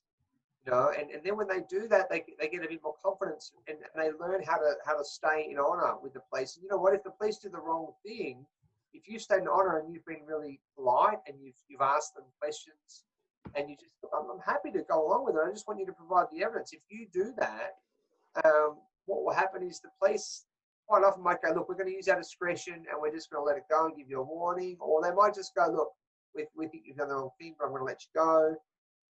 But if you're a belligerent and you start saying, no, and you say, no, you can't, you don't have the right to do that. And, I do have my rights. What they then get their back up, and they have to squash you.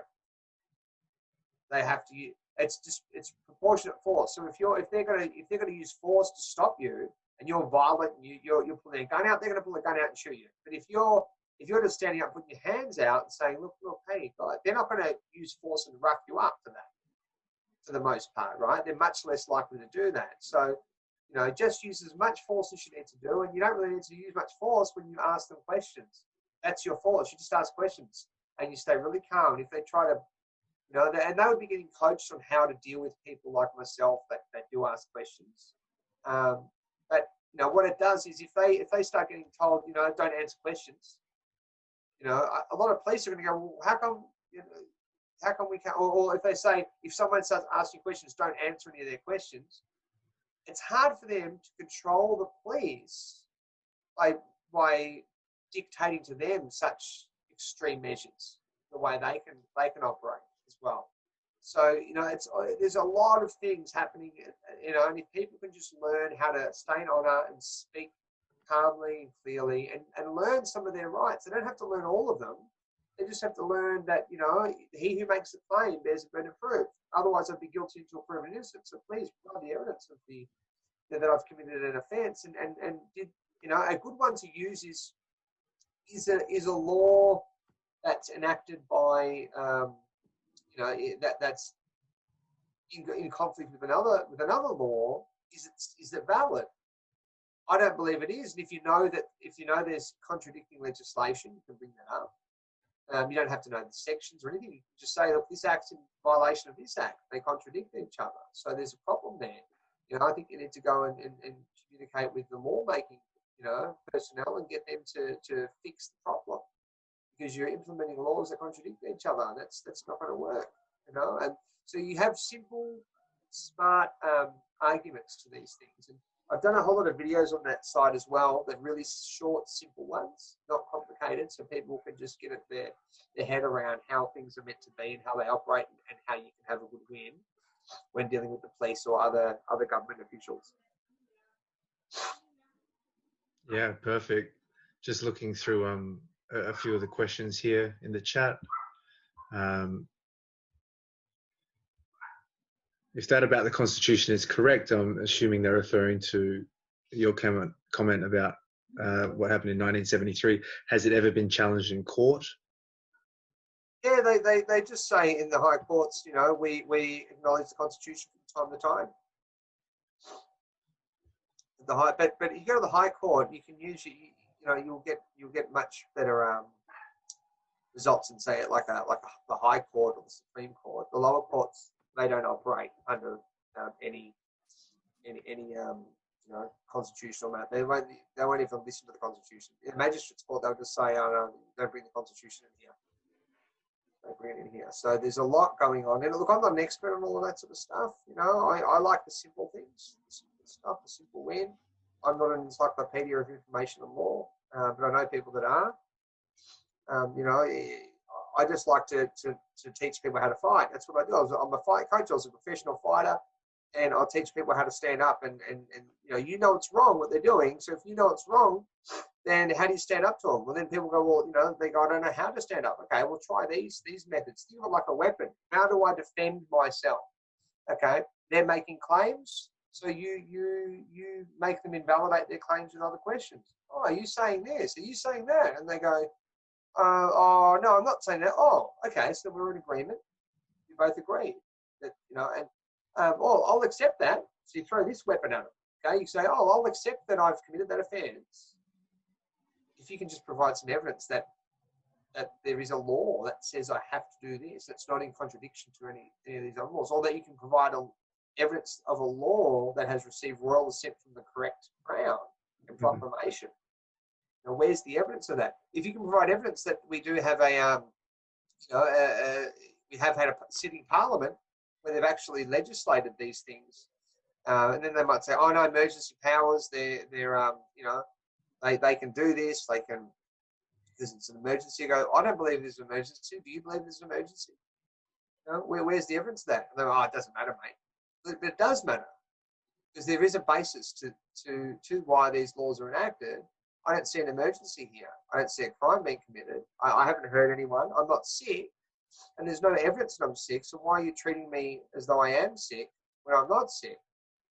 You know, just have those. I think there's simple arguments to have with the police, and just say, you know. And when I say arguments, it's not really an argument.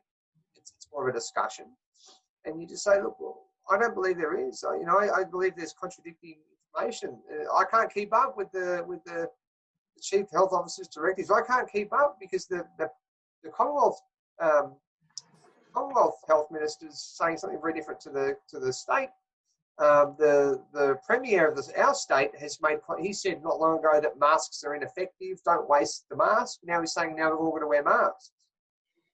Literally the complete opposite of what he was originally saying. So, you know, if you do a bit of research, and you'll find that every state would have their own contradictions. You say, look, they will contradict themselves here, and here.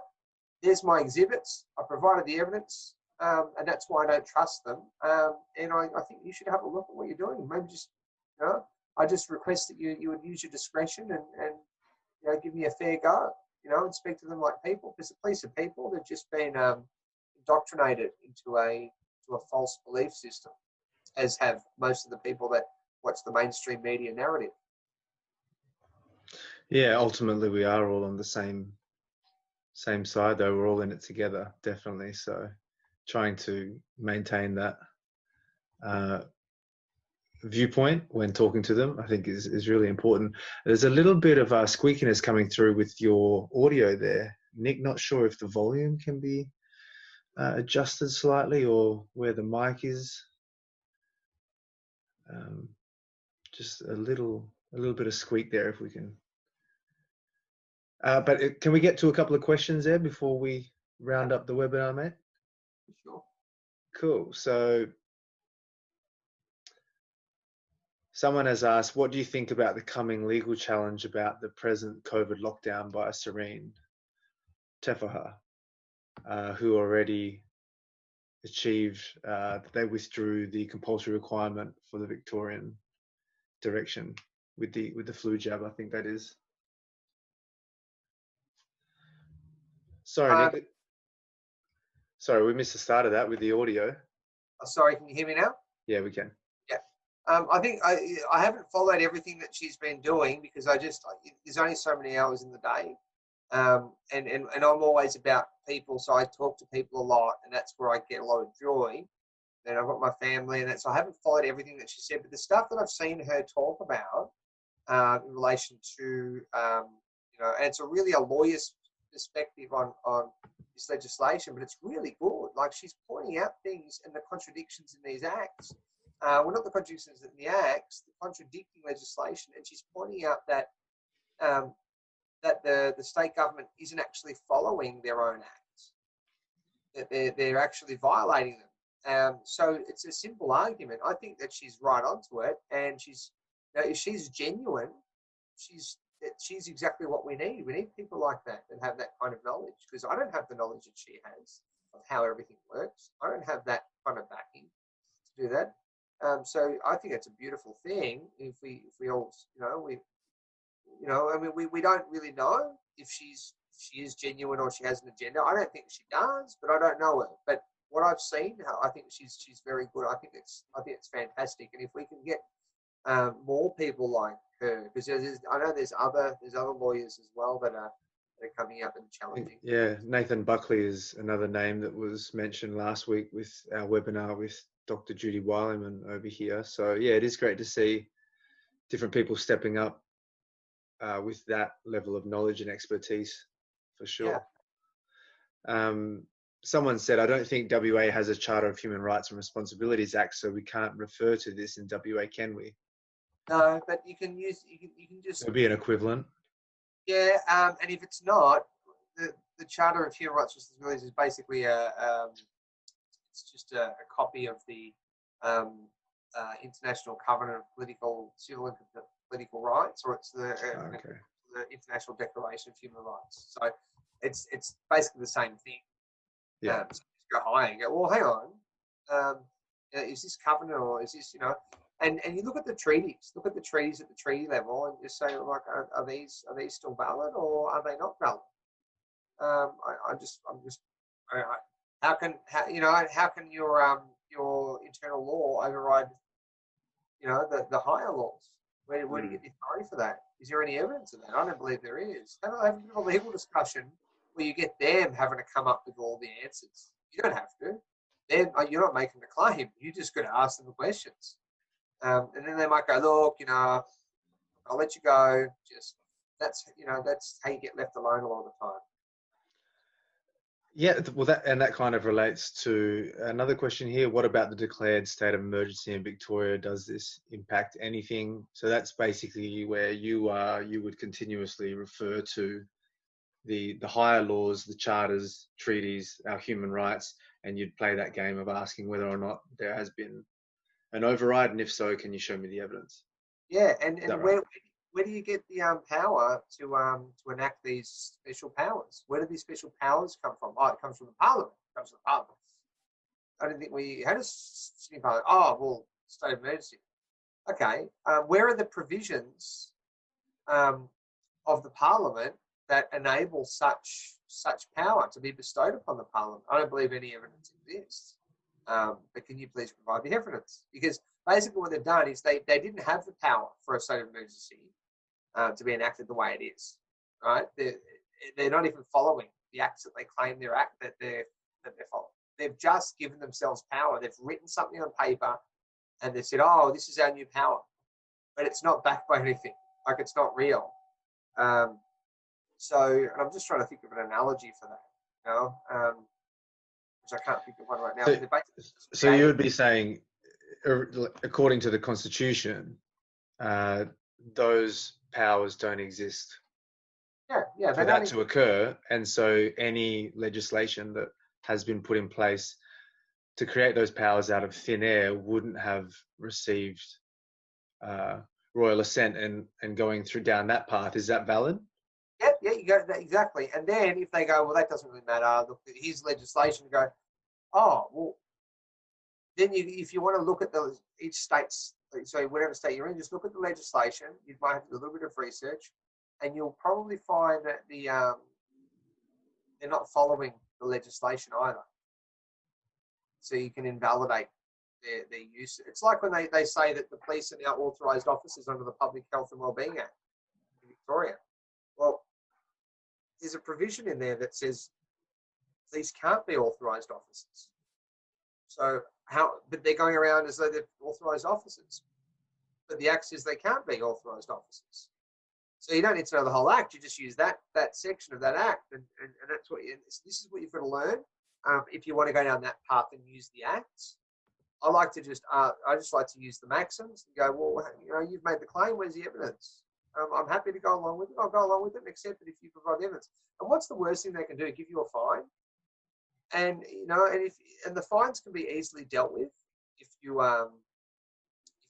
learn how commerce works. There's ways to pay them, or there's ways to invalidate them, where you basically do the same argument. You send a letter to them, or it's a demand for particulars. Okay, so you want the details of this fine, where the fine comes from, and where they get the authority to give you such a fine. When did the police get the authority to give me a fine under the Public Health and Wellbeing Act? Please provide the evidence for that. And these are the things that you want to ask them. Then when they respond, if they only reply, you send them a second demand.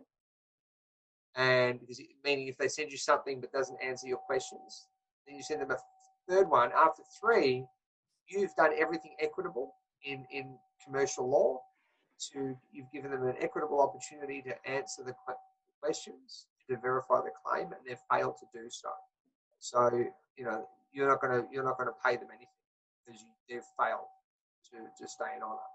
But if they do provide something but it's not accurate, you've got time. You've got that period of time to then go and do a bit of research. Well, they've claimed this is where they get their authority from. Okay, and you're going to have a look, and you'll be able to challenge it very easily if you do a bit of research. There's lots of channels available where you can learn this stuff.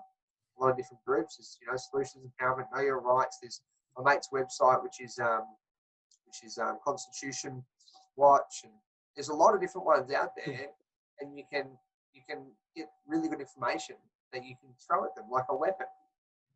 They're our spears and our arrows that we're throwing at them, and that means they've got to defend themselves with a verification by answering the question.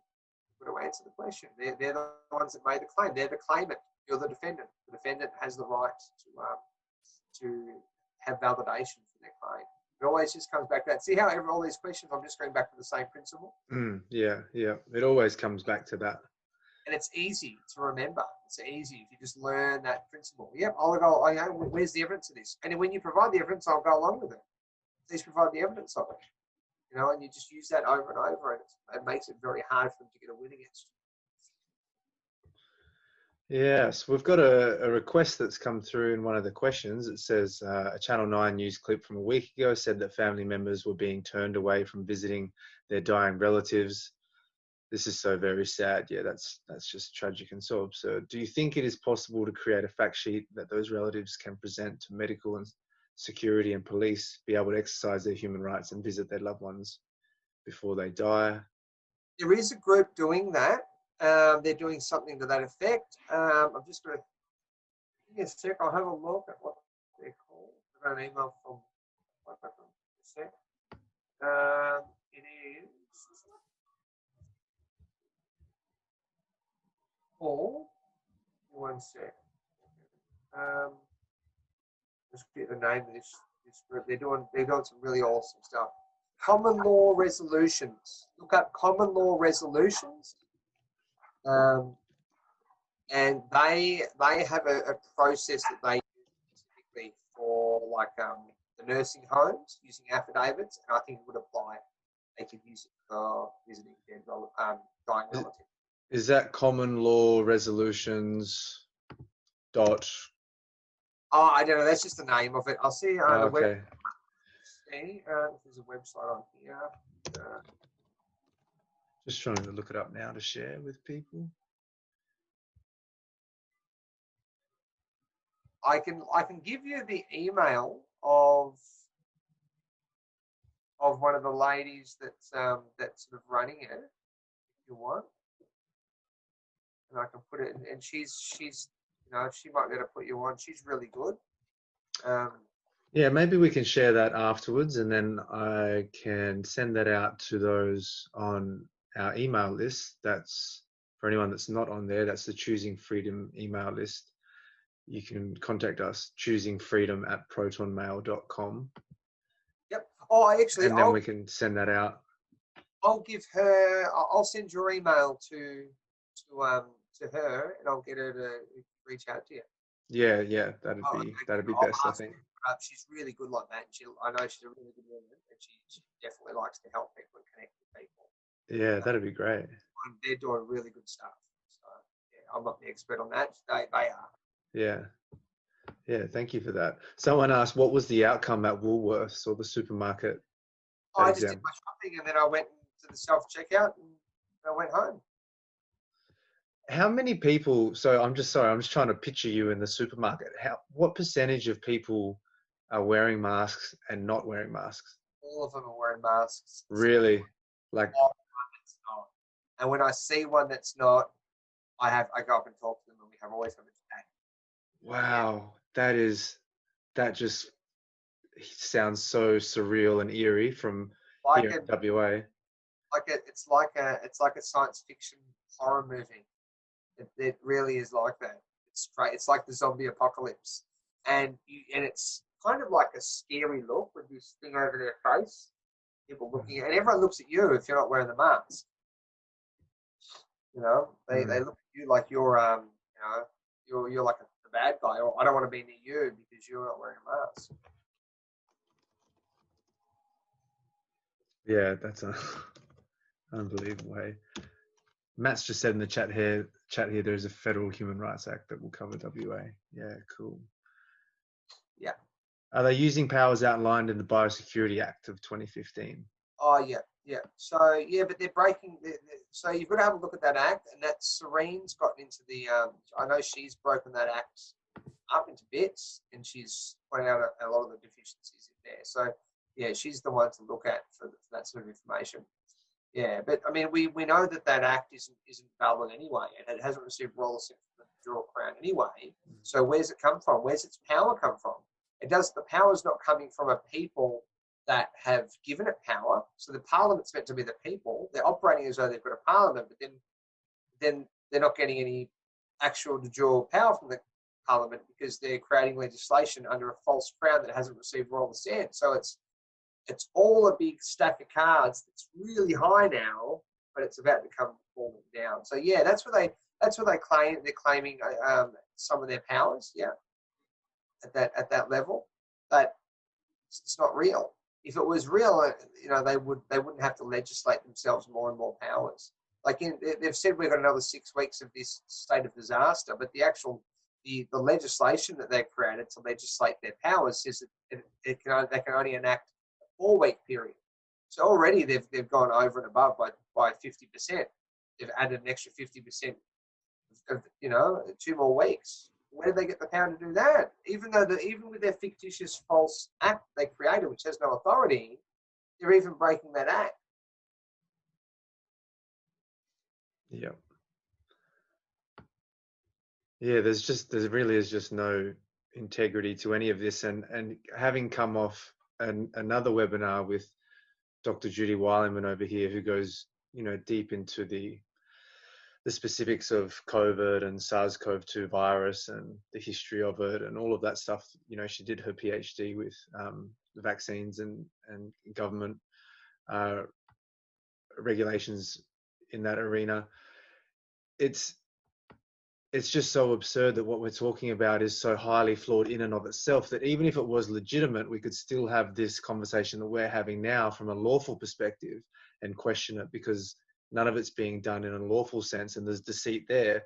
But it's almost like, do we even need to be having this conversation, because the whole pandemic itself is so clearly flawed that, in a sane world where maybe we were able to see things a little more clearly collectively, then we wouldn't even have to go to this point. It would just fall away and it would be seen for the fraud that it is. That's the point. I think we've got to stop bowing down to the lie and pretending that it's actually true. Because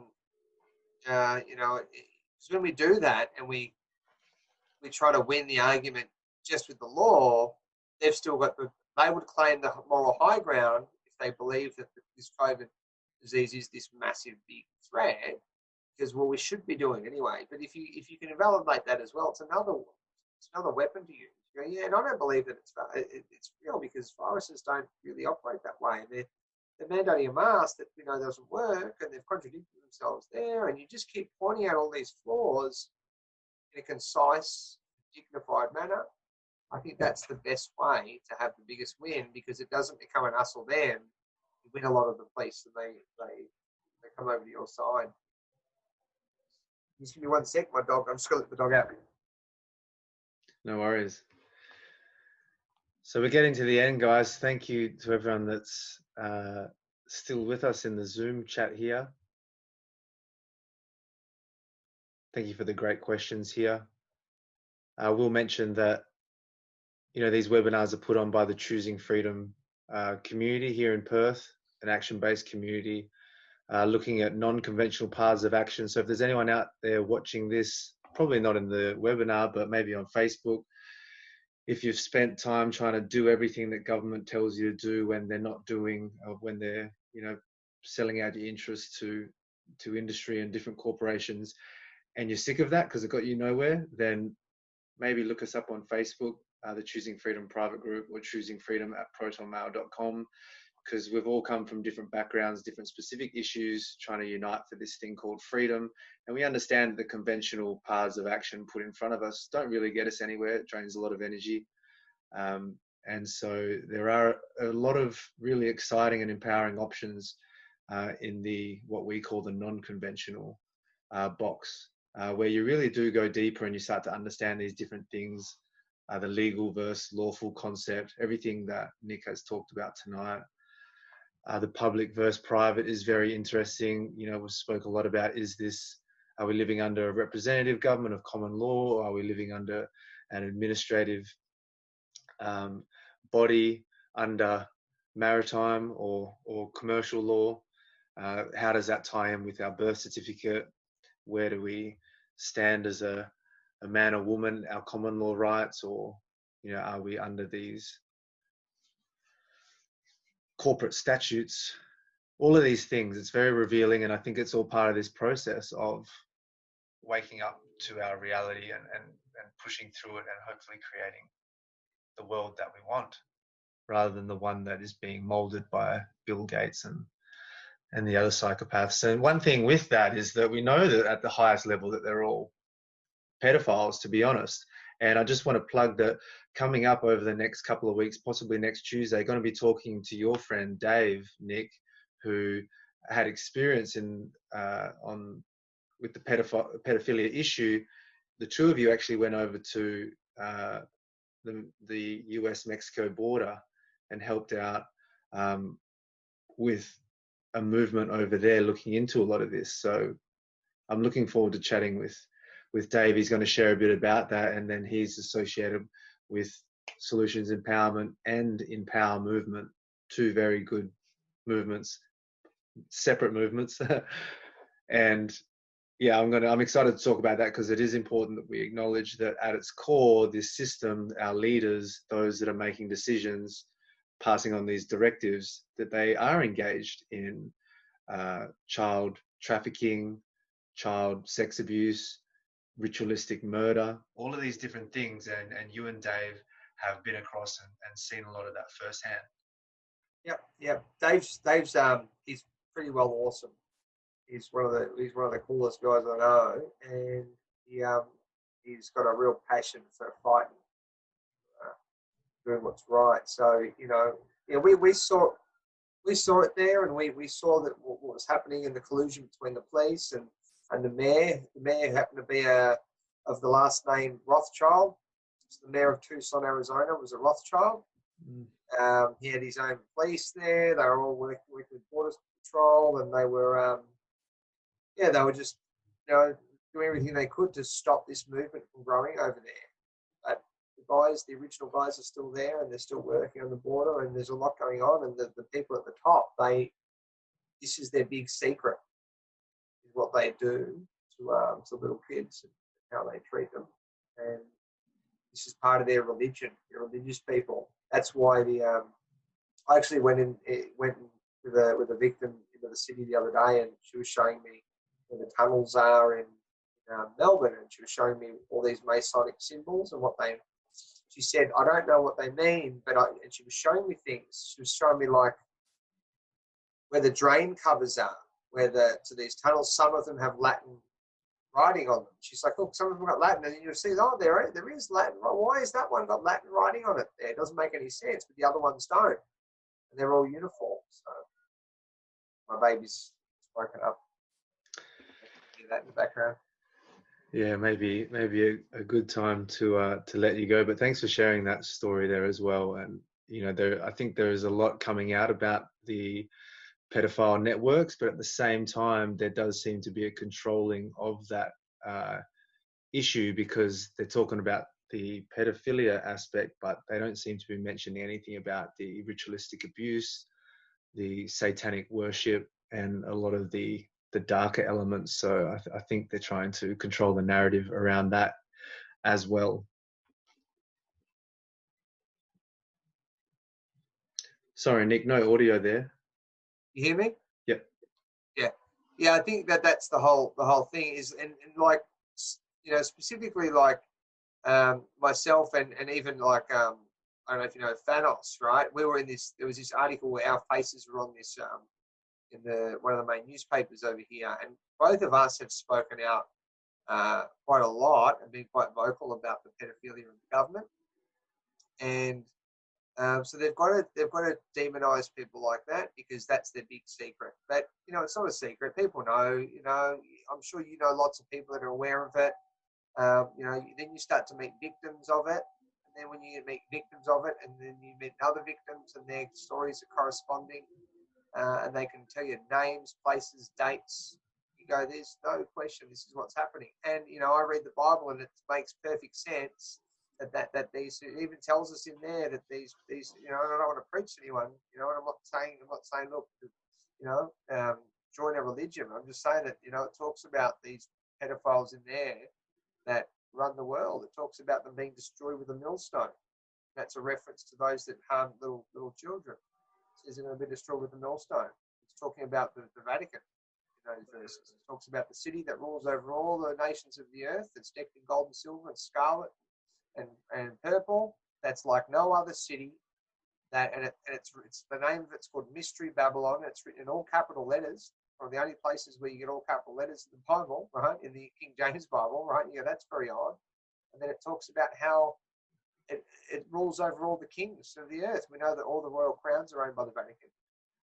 And the Vatican's a city that owns all the royal crowns, so it owns all the corporate governments, it owns all, so we know that child abuse exists at that high level. But then when your Bible tells you as well, you go, there's enough testimonies out there. People telling us, people speaking about it. You've got their own admissions. You've got cases happening now. Big name people getting exposed, and then you got your Bible that tells you as well. So there's more than enough there for us to go at it. We just need the numbers. We need the critical mass. The critical mass is close, I think, to where, and I don't think they're going to be able to stop it growing. I mean, it is growing monumentally now. Yeah, I think you're right there, and I think the importance of being able to coordinate and co-organize between those of us that see it for what it is. So I am grateful to have the Choosing Freedom community here in Perth, and to have connections with people like yourself and Dave, and some of these other groups that you've mentioned, Solutions Empowerment, Empower Movement, people that have been doing wonderful things for, some of them, a very long time, and their work has, it's been a long time, a long, hard path, I imagine, and now it's finally getting to the point where we can share that around and become empowered, and hopefully work together and create the world that we want to be living in. Yeah, 100%. No, I love what you do. I think it's fantastic, that you give this platform, that you're able to share the truth, and you do the work that you're doing, because we need people like you that it's selflessness to do it. Because you could go do your own thing and just seek after your own interests, eat, drink, be merry, but instead you're you're choosing to learn what's really happening and then do something about it and be part of the solution. So it's a beautiful thing. I thank you. I commend everybody here that's doing the same thing. We're all in it together. Okay, I'm going to use it for the correct reason. They're saying it to the COVID stuff. They're saying, you know, we're all in this together. No, we're all in this together to expose the liars and shine the light on it so people can see it for what it is. Because they hide in dark places. It's one of those Masonic lodges have no natural light in there. It's all about darkness, the whole thing, you know. But it's becoming bright now. People are aware of it. People are exposing it in their own way. You know, Karen Brewer gets on there and she traces back all these politicians going to these specific schools and the Masonic connections. And she does it. You know, that's what she does. Other people do it in a different way. We've all got our way, but we're all working together because we're all aiming at the same enemy. And that's the first, because we're knowing what our enemy is, we're all focusing our abilities and our gifts at the enemy and waking up the people that are in our immediate communities. And you know, like yourself, wake people up in the broader community. You have a bigger platform and a bigger reach. Yeah, we're just happy to have some real world connections here in Perth as well with the community group here, being able to have, well, we're still allowed to have social gatherings. And so, you know, we've had a couple recently, and you get 40 people in a room together and you start to really feel that support and understanding in the real world, which I think is super important because of the censorship that's going on that you've spoken about. As that gets stronger, you don't want to be reliant on these kind of online connections, which has served us really well. But ultimately, you want to know who in your area, in your suburb, in your town is thinking the same way, and, you know, wanting to respond in the same way to whatever does come our way. Yeah, 100%. Yeah, I'm with you. Yeah. But yeah, we are with you, brother. We're with all of our Victorian brothers and sisters. I know I had some friends online here in the webinar that are from Melbourne. And yeah, you guys are doing it tough, but in the same way, it's, you know, you're the guinea pigs, but you're also hopefully forging the path forward, the solution that's going to come from what you guys are experiencing and having to live with, what you guys come up with and share with us throughout the rest of Australia. And we are all in it together. So I appreciate all your work, brother. And I do wish you all the best. Thank you. And God bless and amen to that. Yeah. Okay. Thank you, Nick. Thank you, everyone, for tuning in. Take good care. We'll speak to you again very soon, possibly next Tuesday. Like I said, that'll be with Dave, and we'll be talking about the pedophile issue, but very importantly, how Dave in particular was able to transmute that pretty dark issue and experience into positive action, positive mindset. And then ultimately, we'll be talking about one of the solutions I mentioned earlier, Empower Movement, their notice of liability using the merchant law in order to correct and take down the power pyramid and restore some liability and accountability into the world around us. So hopefully we'll see you in a week's time, online that is, and Nick will be in touch again soon. Like I said, take good care over in Victoria, bro, and all the best to you and the family. Thanks, man.